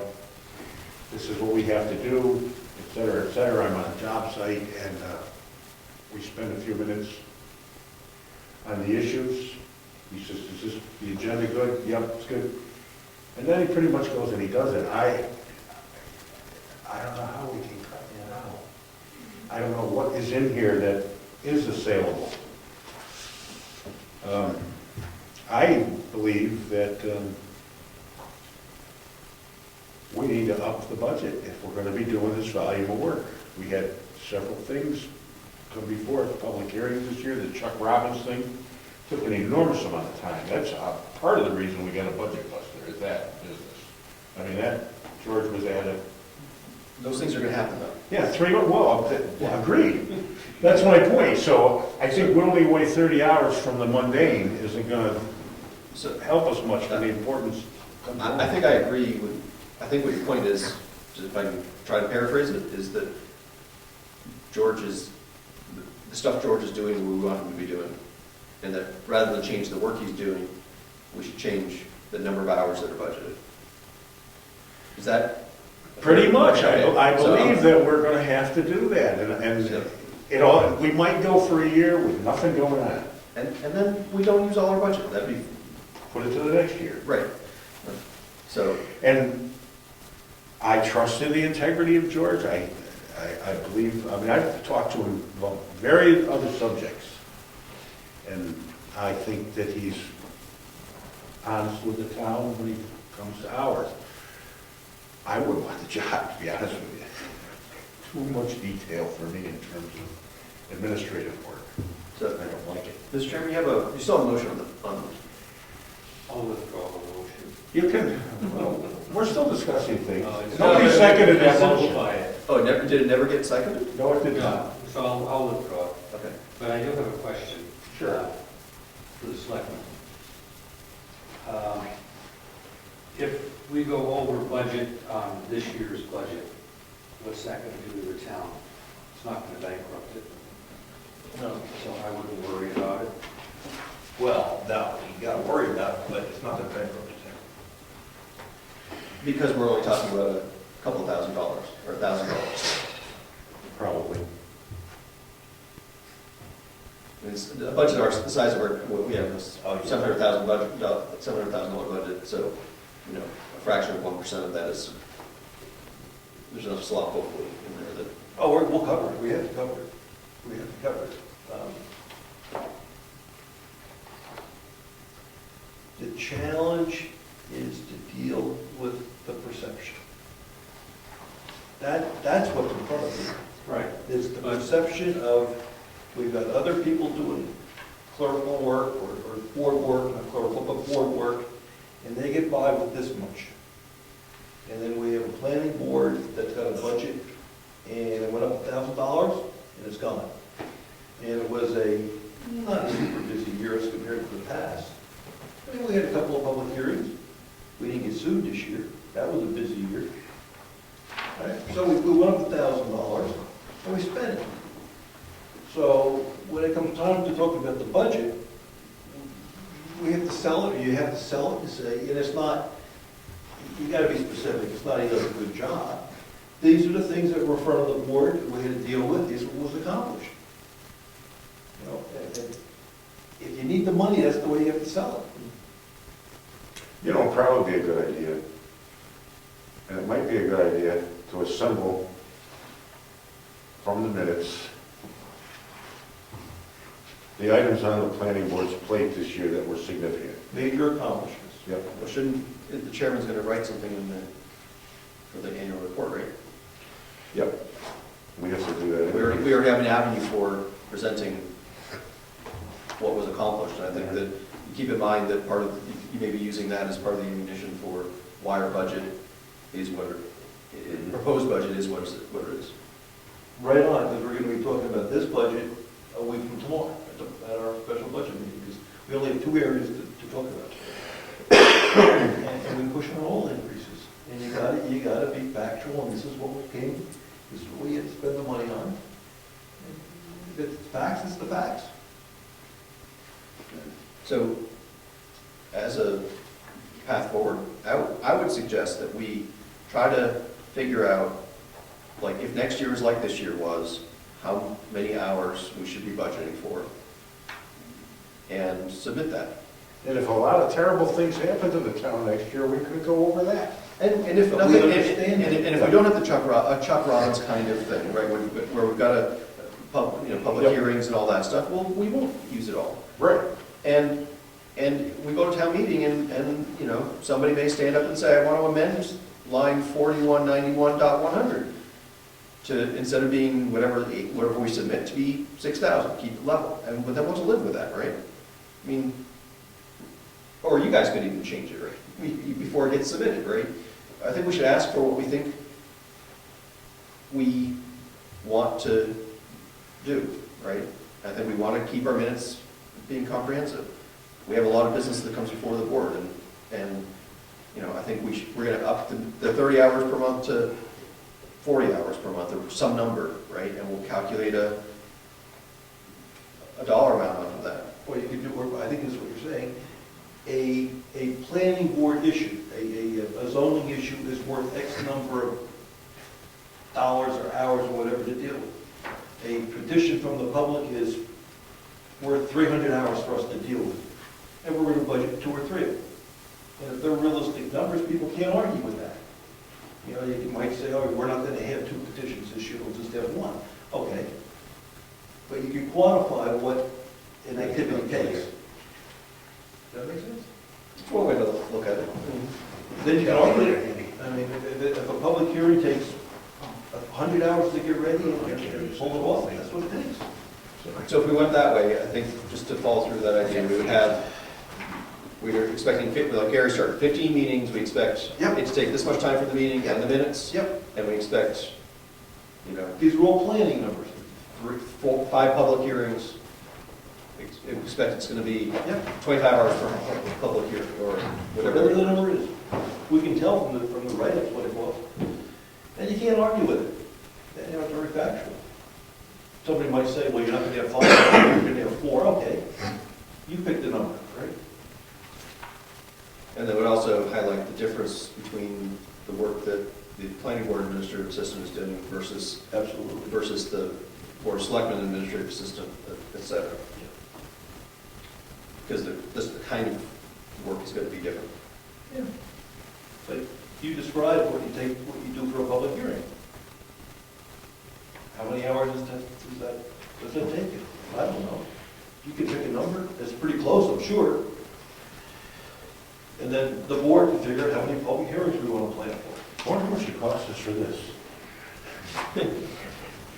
Well, It's one approach. I was gonna say, if I could have them take all of these things and put a time thing in them, it'd probably increase it by 200 hours. Well, I think that I don't know how hard it would be to figure out which kinds of events you'd want to sort of budget for. Public hearings, zoning changes. I'm not sure what that list is. Whatever the big ones were. There's so many variables in this. This whole thing changes from month to month. I mean, you have no idea who's gonna walk in the door with a request to do this, so we just had the lot line merger, now before that, we had lot line, we had subdivision. 1 year it's one thing, we have the loss, you just never know what's gonna walk in the door. I mean, you're whining in a prayer. We haven't been all that bad, considering, I mean, we're talking $1,000, geez. I don't think that's terrible. I mean, yeah, it's 15%, but I just don't think it's terrible, considering the variables of what can walk in the door, and we'd have no concept of what we're gonna do other than tackle CIP this year. And then things walk in the door. I don't know. You can't plan for what walks in the door. Huh? You can't plan for that. I would just recommend that we increase the budget. So, By what amount? I don't. Let's say it would, I'd make it $1,000, and maybe next year we'll have leftover. Or we could be sitting here next year, we're gonna have to make it 8,000. I mean, that could happen. It's a chance. But it shouldn't happen if the level of business stays the same. And there we have, shoot, We don't have a track record of running over the 6,000, and it's only been 1 year. we're probably gonna beat it this year. That's it. we already have. You're within $200 on the salary. Oh, We paid, we're running over this year, but this is the first year it was 6,000. So we don't have a track record of going over 6,000 every year. 100% after this year. Well, yeah, well, we don't have a track record yet. It's only one instance. Maybe next year it will stay within us. And then we can lower it back down. Well, I'm gonna move it's- that it's the less- COLA comes into play, that he gets $1.50 an hour, because that's what, the dollar has depreciated since he's had gained employment here. I think that's a matter for the select. Except that it's gotta go in the budget. I'm recommending it, but I would propose that the budget encompass that, that's all I'm saying. Well, I think that the selectmen decided to, increase the $14 to $14.50. I think they could do the math and increase the budget for, accordingly, right? And I didn't say 14.50. I said- no, whatever if they decided to do something. What was right? your starting pay way back when? I'm pretty sure it was $14. In the beginning? Yeah, if it wasn't, it changed right after I was here. That would be $1.40, the 10%, $1.50 at 11.8, which is what Social Security has increased, according to the government. That's the dollar deflation, and that's, or inflation, depending how you look at it. And that would be a conservative estimate. Yeah, but they're changing the way they calculate that because they get the wrong number. Well, the CPI is what determines that, but that's neither here nor there. So we're going to change the way we calculate it to get a right number. Well, I mean, the dollar has deflated, in 7 years, it's deflated by 11.8%. When you put your budget in, I suggest just say how you're getting it. 6,000 base, you're going to go 10% COLA, put 10% COLA so we know how you build it up. Well, what's the total number of hours for the year? I wish I had brought my calculator, because I'm just too senile to do this stuff fast in my head, but in my phone, my fingers don't work on that phone. Let's see. What's your question? What are you trying to calculate? One of those is divide $14 into 69.51, equals the number of hours. Well, it's $6,000 is the salary line. It's 30 hours. 6,000 rather. It's 30 hours per month. times 30, 12 so months. it's 32.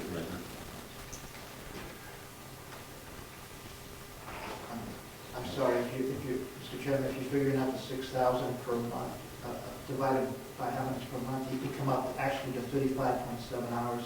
This figure right here on number one is incorrect. It says 30 hours per month, but the number actually comes up to 35.7 hours per month.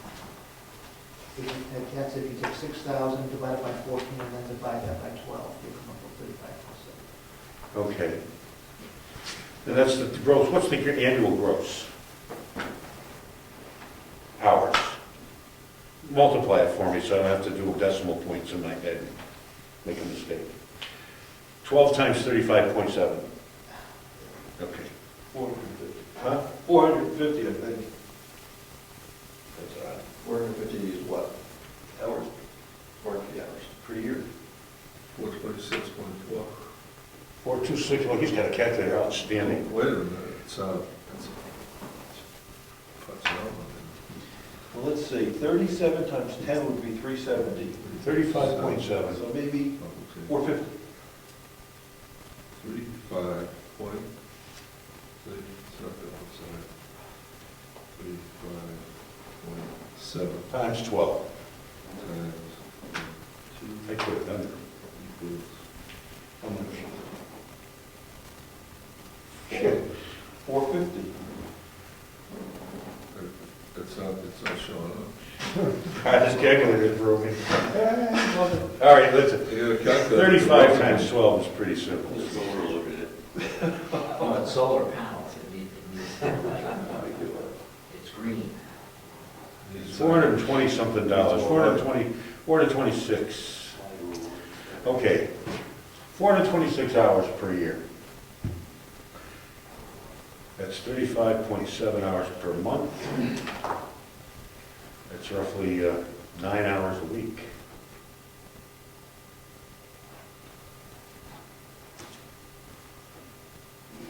Why don't we change I propose, not in motion yet, but I would propose changing the $6,000 to $7,000. Give us ourselves a little bit more padding in terms of having some more budget for George's hours. So moved.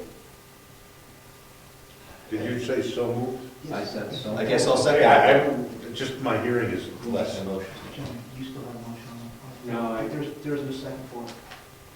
No, He rescinded. he's rescinded, but you made a motion. Rob didn't make a motion. No, you did. He said he was thinking he was going to do something. Okay, I misunderstood, thank you. Yeah, at least that was my understanding at the time. So I think Dick made a motion to change the 6,000 to 7,000, That's correct. and I seconded it. Do we want to talk about that? No. I think it'd be good to say why. Because we're running a deficit. Well, yes, but there's a couple of ways to look at it. 426. We just spent an hour and a half discussing why we have a bloody deficit. But we So haven't, the discussion we've already had. but we haven't talked about any ways to cut the deficit. We've talked about Well, I think we it. We've talked about how to cut it. George said he can't cut it. I think we went around and said, I think we came to the conclusion, maybe it was just me, that we can't reduce the amount of work he's doing.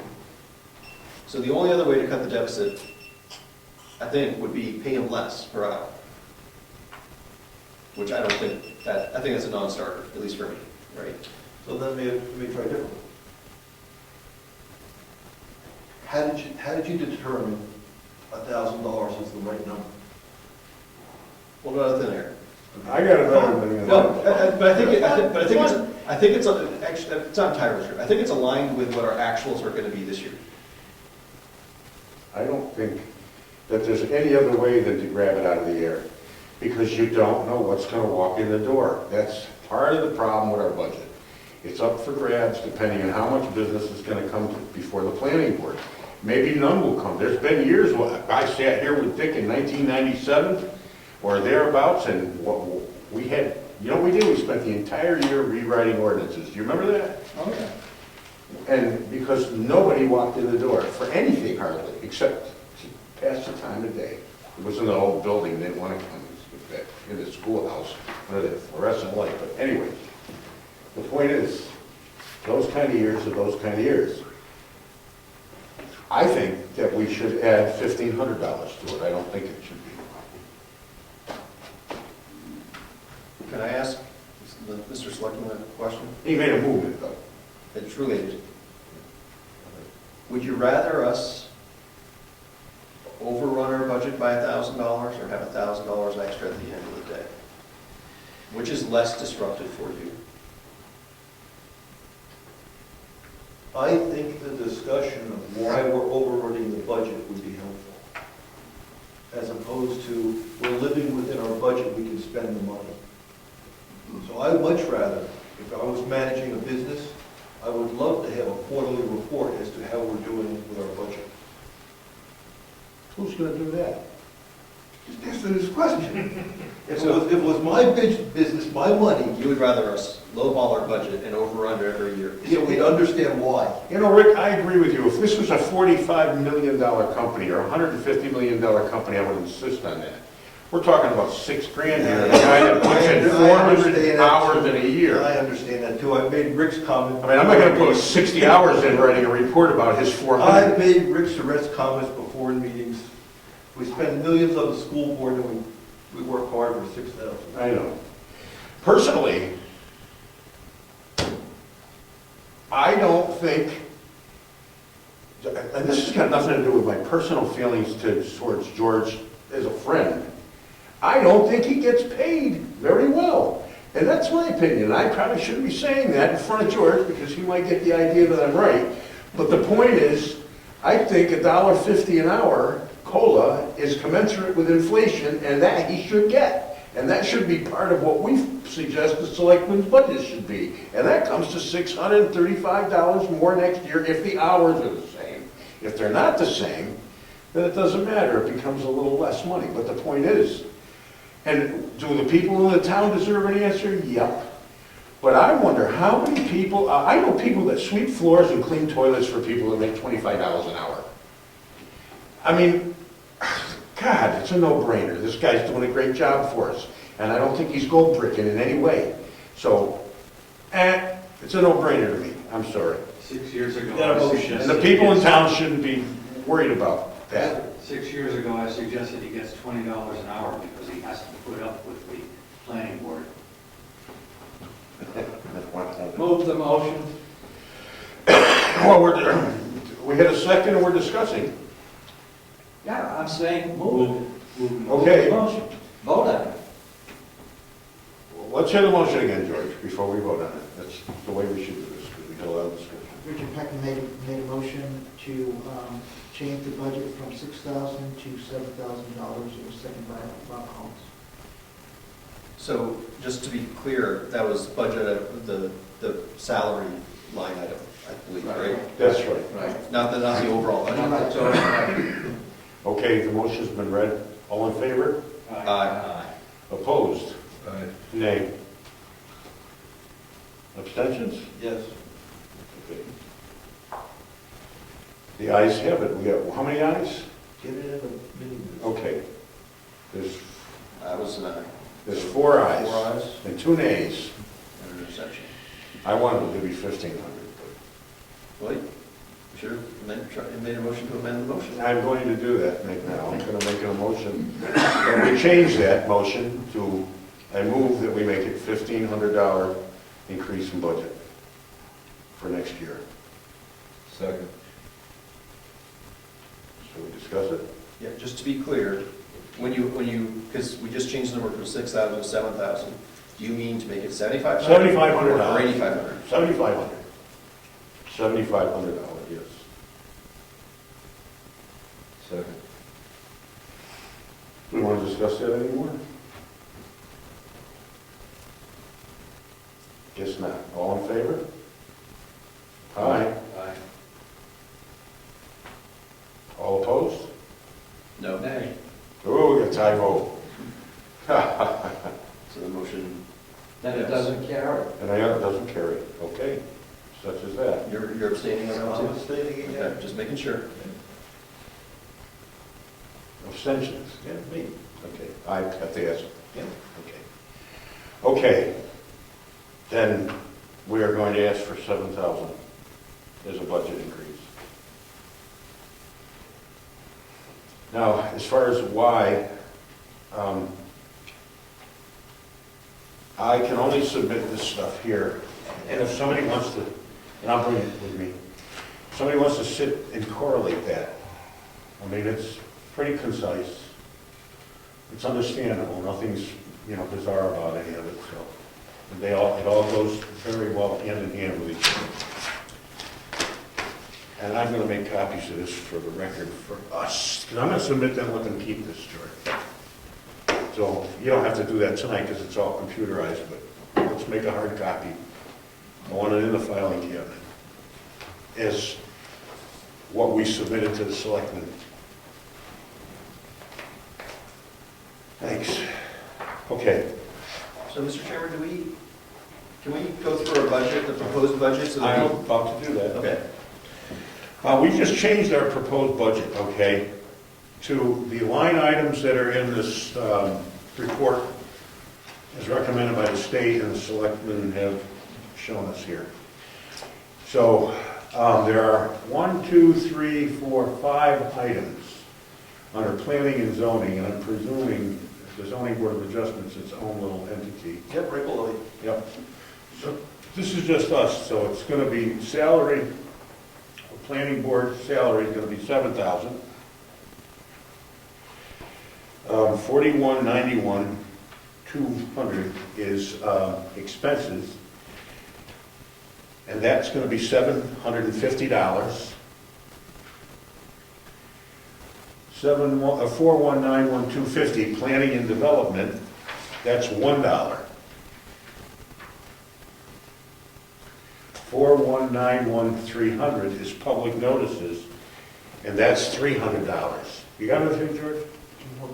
All right, slow me down if I'm going too fast. Yeah, public notices, how much? 300. And the last one, dues and workshop, 4191 is $150.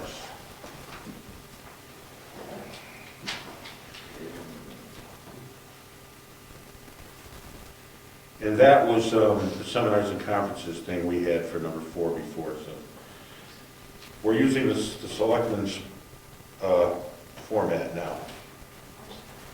So next year they don't have to screw around with it. So what's that add up to? Okay, 7,750, 751, 8,001, $8,151, 8,151.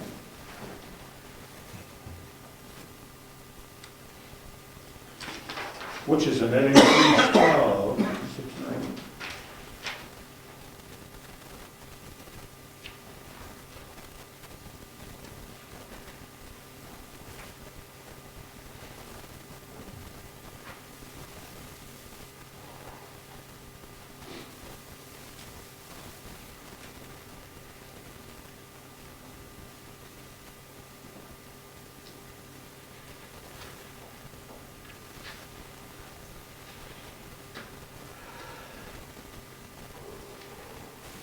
Mr. Chairman, I have 8,201.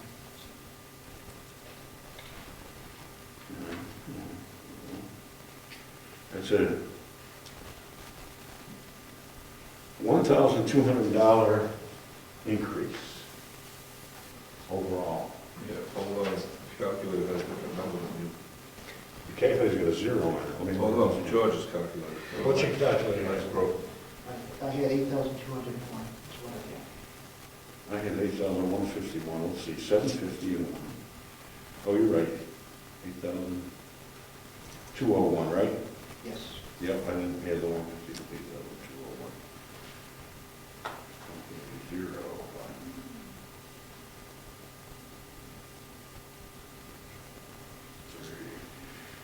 1,350 is the net increase, $1,350 over last year's budget. And much of it is the administrative assistant salary, and the rest of it is in the area of expenses.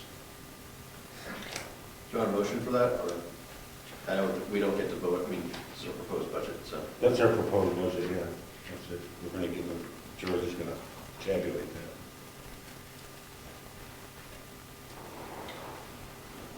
So the Will you do that for me on a piece of paper tonight? raise is 12, the raise in the budget is 1250. Give it to me hard copy, I'll hand it to the selectmen tomorrow.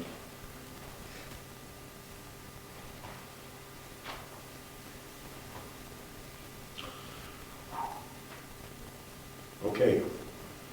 I don't think we need to do this anymore, budget. That's all I Anybody here? Budget, done, good. Okay. What's the increase? Huh? 1250? 1350 is the increase.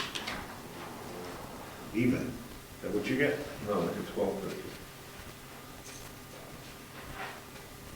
Maybe it is 1250, I don't know. Me too. It is 1250, I'm sorry. You're right, it's 1250. Well, we're not submitting to them the difference. All we need is submit them to the budget. Right. They can figure the difference out. That's right. 8201. All right, old business. Okay. Get rid of this stuff. There. All right, appreciate it. Okay. Consideration of references to subdivision of property in the Rec 1 zone. Has anybody done anything on that? We've got it. Bring you up to speed on this, Rick. Because you missed a couple. I did.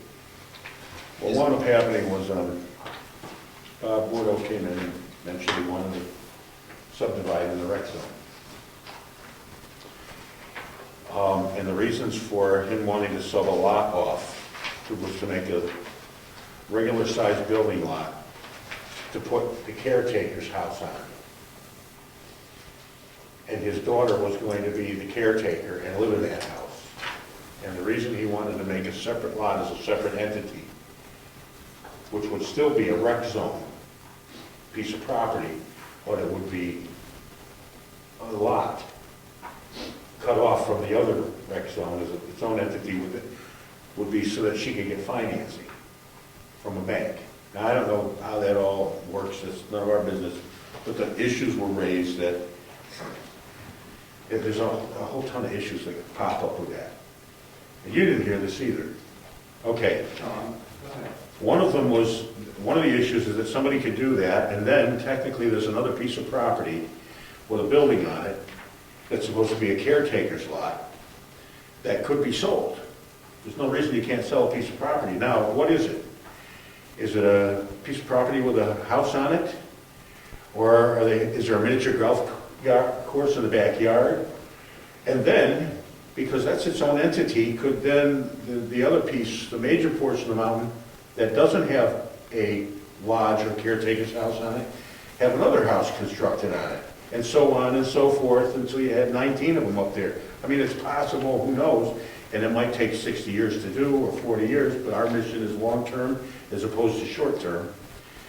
And it does open up a small can of worms, whether we deal with it or we don't deal with it. According to the town attorney, there's nothing that we can do officially, according to our ordinances, to stop him from, not that we want to, and that's not the position I'm taking. This has got more to do with policy, to stop a subdivision of the rec zone. Because which policies do we follow? Then we then have to follow our subdivision regulations, which are encapsulated in the subdivision for residential. 2-acre lots. 2-acre lots, which establishes a minimum. It doesn't mean it can't be a 40-acre lot. So therefore, our residential lots or subdivision regulations are now going to be employed in determining how the rec zone gets subdivided. I mean, you can see where there's all kinds of crazy stuff that could happen up there. Not that Bob's going to do that. I mean, we know better than that. The guy's a nice guy, and he's more concerned with other things. However, Bob could not own that thing in 5 years. And anybody could do anything up there. And actually, we're not supposed to be worried about just 5 years from now. We're supposed to be out there in the distance. So, we've been discussing ways, and it's part of this thing that George handed out. not the CIP, did you hand out the? Some meeting minutes. The minutes from the. Yeah, the minutes, just grab the minutes. Your minutes are on the back The page. last page. 121. Last page of the minutes, back page. Yep. It describes some of our discussions. Rob drew up something that had a potential for defining how subdivision would be done in the rec zone. And that's where we are right now, working on that. We didn't go any further with it last time, and we're past the budget, so we can get into it now. Was I clear and succinct? You guys get it? You can ask somebody else to give you input. They can come through loud and clear.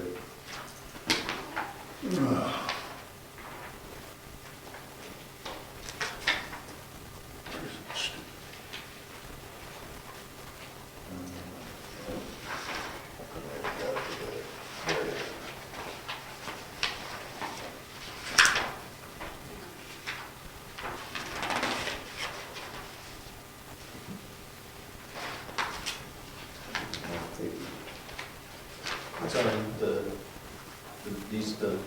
Monday, October 21st meeting minutes. It's on the back page. Yeah, my wife can't find it. What do I feel about it? Here, take this one.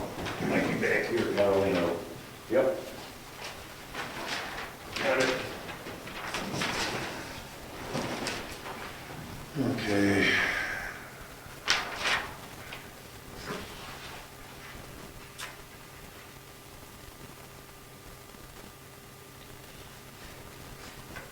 So, just to provide a little more context, I basically tried to pull from our building lot requirements for the RA1 zone and tried to come up with, sort of relevant things that we might want to have as requirements for lots in the rec zone. And I put in some numbers, in some cases, as placeholders, that we probably should consider changing.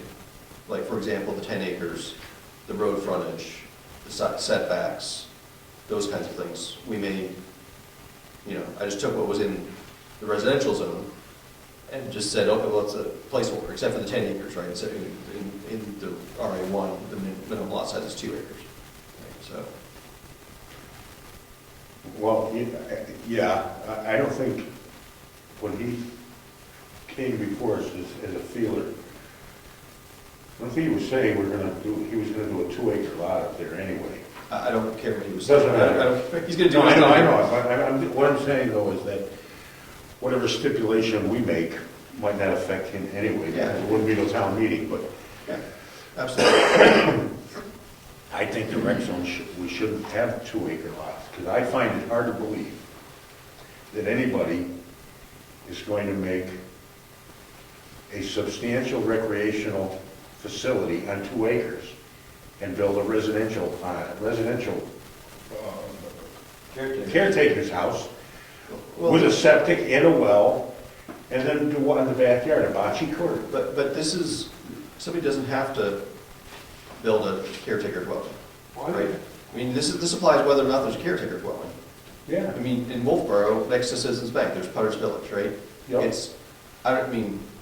It's 5,000 square feet of land, I don't know. I mean, it's a miniature golf course, right? Yep. I think that having a miniature golf course in the rec zone would totally make sense. And so, I mean, I can imagine having, on a very small lot, having a recreational activity could fit there. Should we allow somebody to have a, 10th of an acre lot? I don't think so, but we could, right? I don't know, I think that's an item for the ZBA. And I think it should be done this way. I think that you can make a minimum lot size, and if somebody wants to sell a piece of property that's smaller for a particular use, then they come before the town and say, this is what I want to do up there, and the town could make stipulations then, and say, fine, we don't have a problem with a 1-acre miniature golf course, but this is what it can never become. You can't put a caretaker's dwelling in it with a well and a septic and a bocce court in the backyard. I mean, we can do that. Yep. We can take it from 10 acres down to 1 acre or 5 acres, whatever the board wants to do at the time. But the 10-acre stipulation or 5 acres, or whatever this board thinks is smart, I think is smarter than just putting a 2-acre thing on. I think it's just small. I think I can make the argument of making it 25 acres or Well, more. I mean, Why do you need to subdivide to put a caretaker's house in? I think you don't. You don't. That's another He issue. wants to subdivide it, and the reason he wants to subdivide it is because there's some story, I guess it's that his daughter is going to be the caretaker, and he doesn't want to finance this. And she's going to live in a house, and the bank will not, I suppose, give him a mortgage on a piece of property that's an integral part of the mountain. You know what I'm saying? That's the reason. Whatever the reason is, I don't care, but that opened up an issue. I talked to Laura Spector, and she said that our town regulations that do subdivision are exactly what would apply if, there's nothing in our ordinance to say they can't subdivide the rec zone. Whether the intention of the people that wrote the ordinances meant that there shouldn't be any subdivision on it, it's irrelevant. They can subdivide it. What about a compound situation, What's the compound situation? where you still have the single lot, the entire rec zone, it's a single lot, and you can put a dwelling any place you want on it, providing you have, well, a septic system Yeah. provided, but there's no boundaries. There's no what? There's no boundaries. Right. Well, we only allow one caretaker's dwelling, it's in our, Right. yeah, so. Right, so there's no subdivision involved. You could put it any place he wants Yes. as long as the setbacks are proper with the natural environment. And he has a place for a septic and a place for his Yeah. well. It could be right in the center of the whole lot. Yeah, It of course. doesn't require a subdivision. No, but the issue is he wants to do that.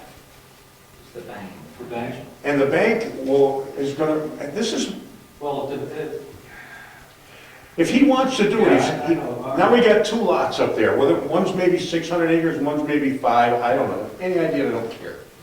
But now there's 2 lots, and both of them can then have a caretaker's dwelling on them. And if you wanted to subdivide it into 5 lots, there could be 5 caretakers' dwellings, because that's how our ordinances read, that any lot in the zone can have 1 caretaker's dwelling. Now, I know that's not what he wants to do, and I'm not worried about him doing it, and the town shouldn't be choking on with anticipation. But over 50 years, things can happen, and the point is, it's an issue, so that's the deal. He doesn't need to subdivide, but he wants to subdivide, and if he does, we didn't have any thought of this until the question arose, and the town attorney said, oh no, there's no way you can not do that.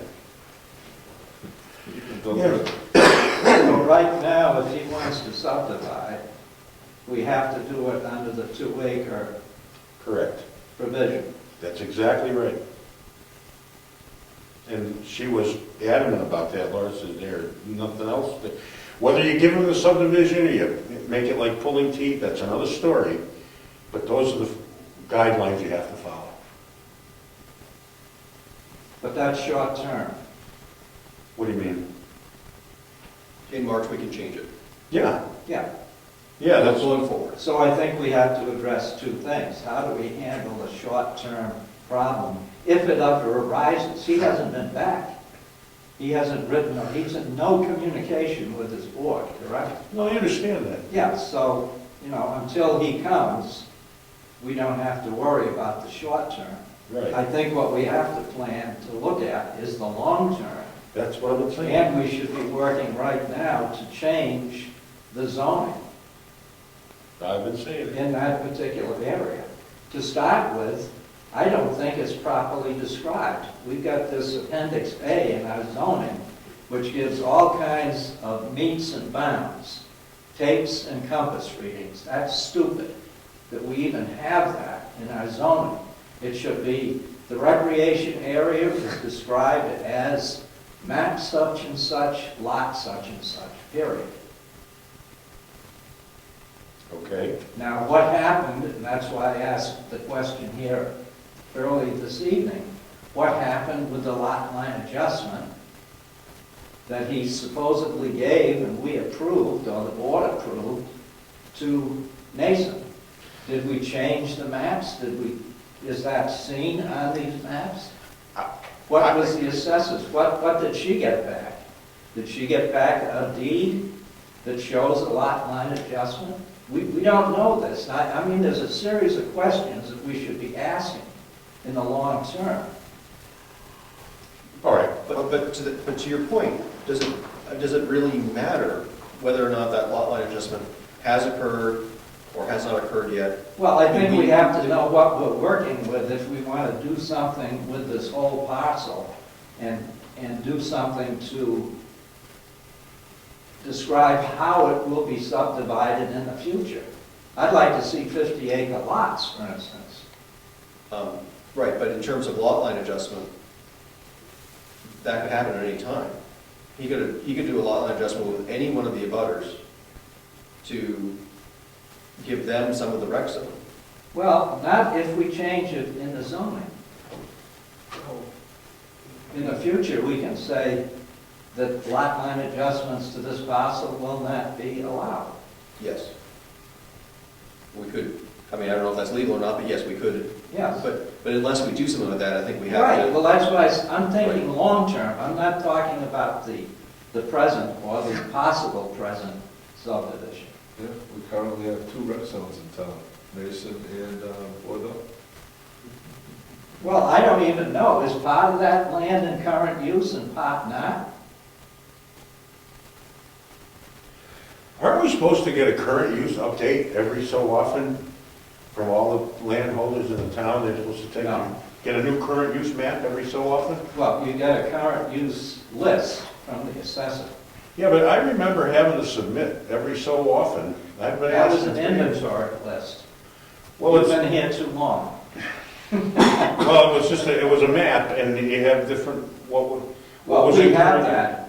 We have that information. That was prepared by the Conservation Commission. When you apply for current use, you have to describe what area you're putting into current use. And what it consists of. And what's on it, Yep. right? Is it wetland? Right, Is it absolutely. pasture? Is it Right.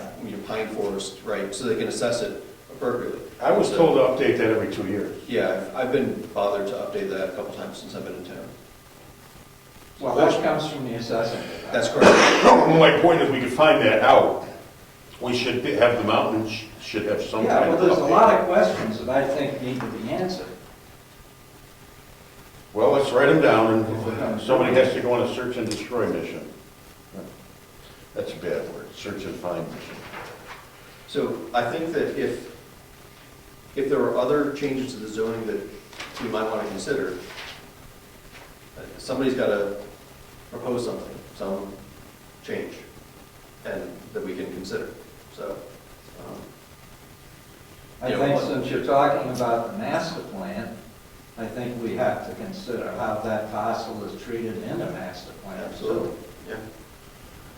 Shall we read it? I mean, what do the town people want? Well, whatever zoning we do has to be consistent with the master plan. Right. That's the law. Got rain down. But Still readable. To save time, I think there should be a subcommittee formed in this planning board just to address this. Make a motion. When do we have to have warrant article changes or proposals? January. January. Yep, The public 15th, hearing. I think. You got 2 meetings left? Yeah. Yeah, Make a motion about forming a committee. yeah. So moved. I make a motion that we form a zoning subcommittee to address zoning in the REC1 zone. Second. Okay. Any discussion about that? All in favor of making this committee up? Aye. Any opposed? Any abstentions? Okay, we now have a committee. Now we have to pick people. Before we go there, I want to make a motion to extend the planning board meeting. Second. Any discussion? And we gotta go to a hospital, deliver a baby? Anything? Okay. Just looks that way. All in favor? Aye. Opposed? Abstentions? We're gonna extend. Okay, who would love to do this? Somebody would just love it. I'll serve on it, but I won't chair it because I'm not an elected member of the board. But I will be happy to serve on it. Is that a law that you can't be a chairman if you're No, not? it's my law. Oh, I will serve as well if you want me to. will you chair it? Okay. Okay, what's the subcommittee's purpose, George? Read it. Yes, Richard Peckham made a motion to form a zoning committee for the purpose of determining, I'm sorry, I did miss part of that, I apologize to.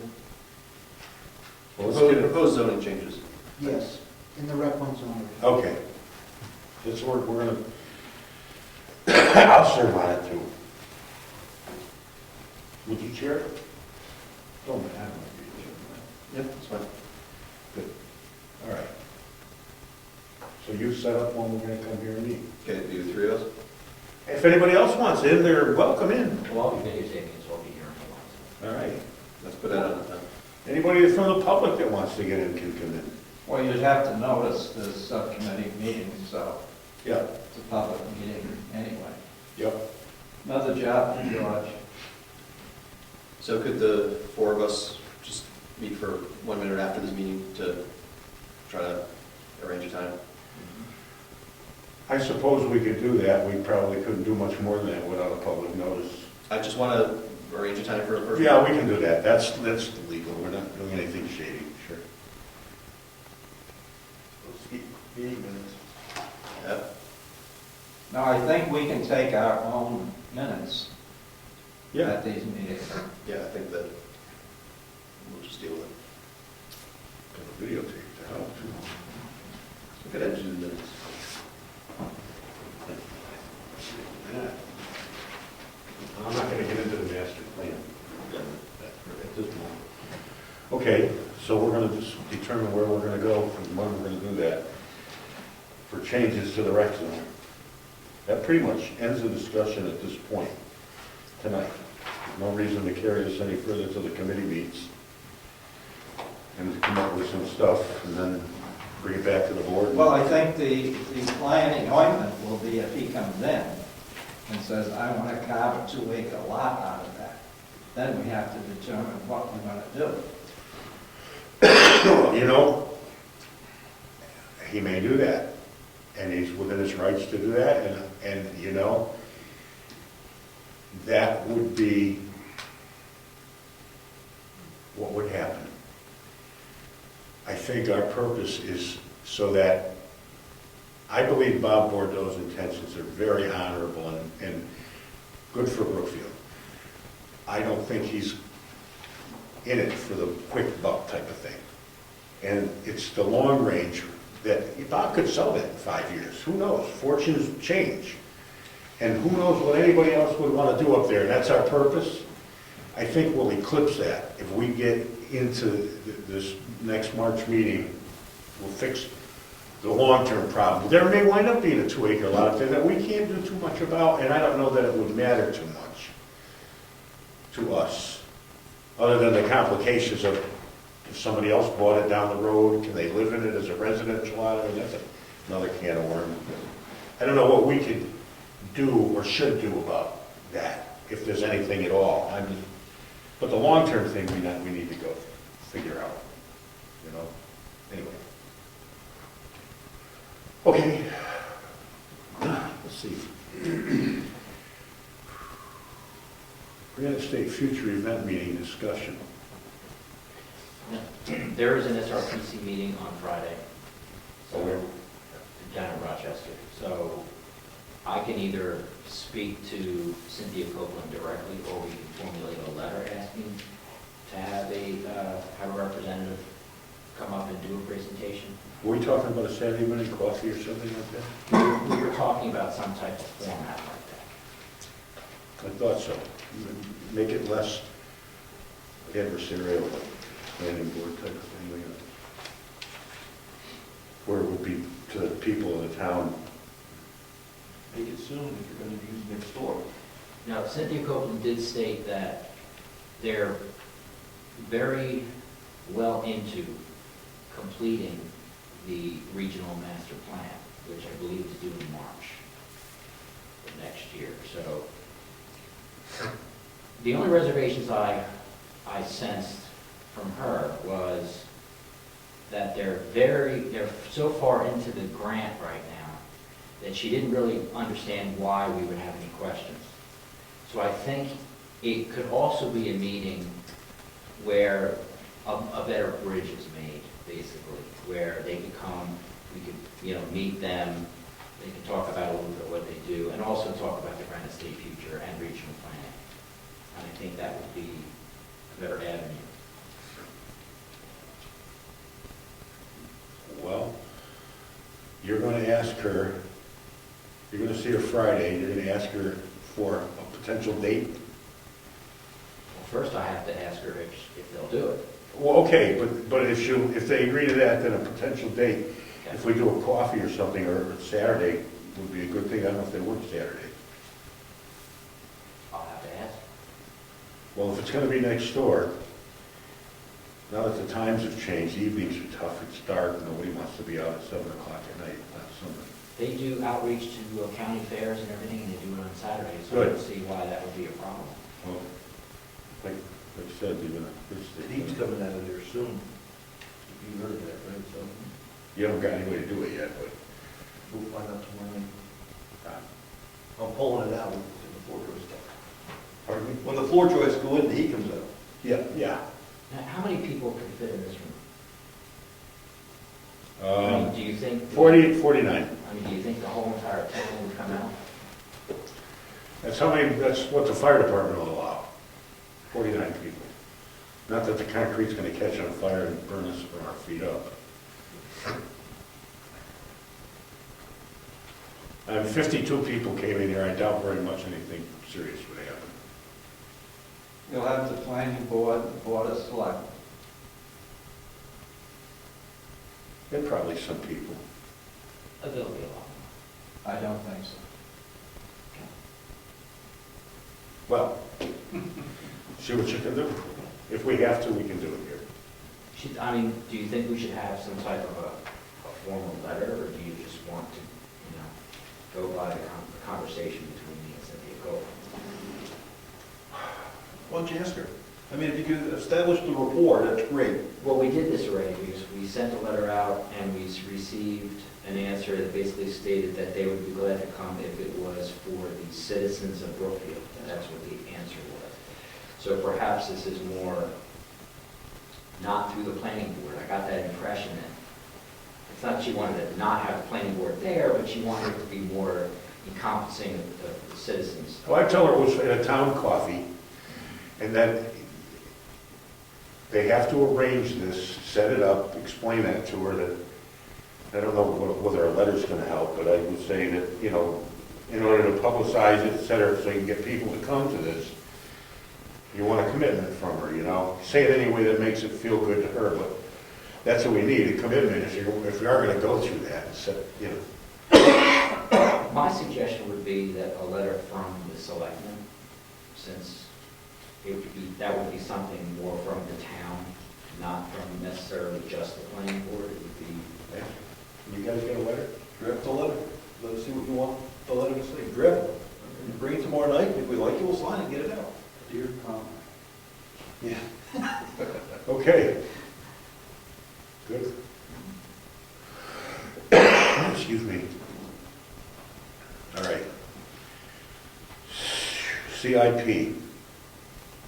I have the road book, and I have the assets book. Mary Lou is still compiling the assets for me. I'm gonna put them all in the book. And at some point, we're gonna have to sit down with all this stuff compiled and pick. Brad is now retiring from his position as chair of the road committee. Somebody else is gonna take that job over, because he's got way too much stuff going on. So we're gonna have to sit down and start projecting future costs and allocating budgets to recommend to the selectmen what's gonna cost for each one of these roads. I've already been sticking stuff in the book, but, well, you know, just stuff that I know has happened, and Ed is supposed to provide us with documentation of work done so that we can slide it into the appropriate compartment in the book. That only just gives us past. We still have to come up with projections for the future. There's no purpose of CIP. And that's got to be done with the road committee in conjunction with the road agent to give a selectman a recommendation of what roads need the most attention over the next 5 or 10 years. And that we're nowhere near getting done, because Brad's busy and we're going to have to reinvent the road committee, I guess. Well, Ernie said he would get on it and do it. I will get in it and do it, because Ernie and I did the Kearney Road, Clark Road, that whole thing, 1991, I guess. So we're going to have to do that, and Brad's still going to be on the committee, he just doesn't want to chair it. So that's where we are with CIP.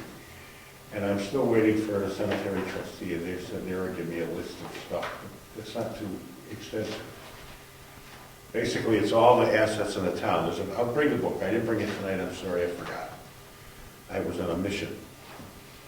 I picked George up, his car broke. So, anyway, anybody have anything else about CIP or any of this stuff? Any member comments? Yeah. But rifle hunting season starts Wednesday. Just let you know. Rifle season starts. So what was going on this weekend? Muzzleloader. Muzzleloader, okay. Yeah, I had a guy shoot a deer on my driveway. This weekend? Sure. Yeah, I was we not, chased him, and then we my got son the and police a on couple him. of other guys. They pulled out, they stopped right in front of my house. I was. Boom, we heard a gunshot, 7 o'clock at night in the dark. Go out, there's stuffing a deer in the back of his pickup truck. In my front yard. Whoa. Yeah, amazing, huh? Went to the PD. But I don't mind, you can hunt all you want, but not under my apple tree. The poor bastard was out the Sorry. Is he 300 feet from your house? Oh, well, Then you broke the law. right. You can't discharge your weapon closer than. I don't think you can do it anywhere near a city street. Yeah, you shoot from a can't, vehicle? you can't hunt from the road. No, No. no, no, Or after dark. no. Yeah, really, the headlights. What's the whole list? Yeah, in the back of the pickup truck. Sundown is, He said 7 o'clock. 7 o'clock, it's fully dark. That's poaching. Well, then the guy said, first I hit the deer with my car, so I had to shoot it. okay. But it was in front of my house. I tell you, it wasn't any further away than that window from my front porch. You Could I know? add one thing? Yeah. I did go down to Rochester to SRPC presentation called Smart Growth in Small Communities. Now, you'd think that would be very apropos to us, right? Yeah. The small communities, this was a webinar. I don't know if you know what a webinar is, but the presenters were talking to us through a loudspeaker phone, telephone.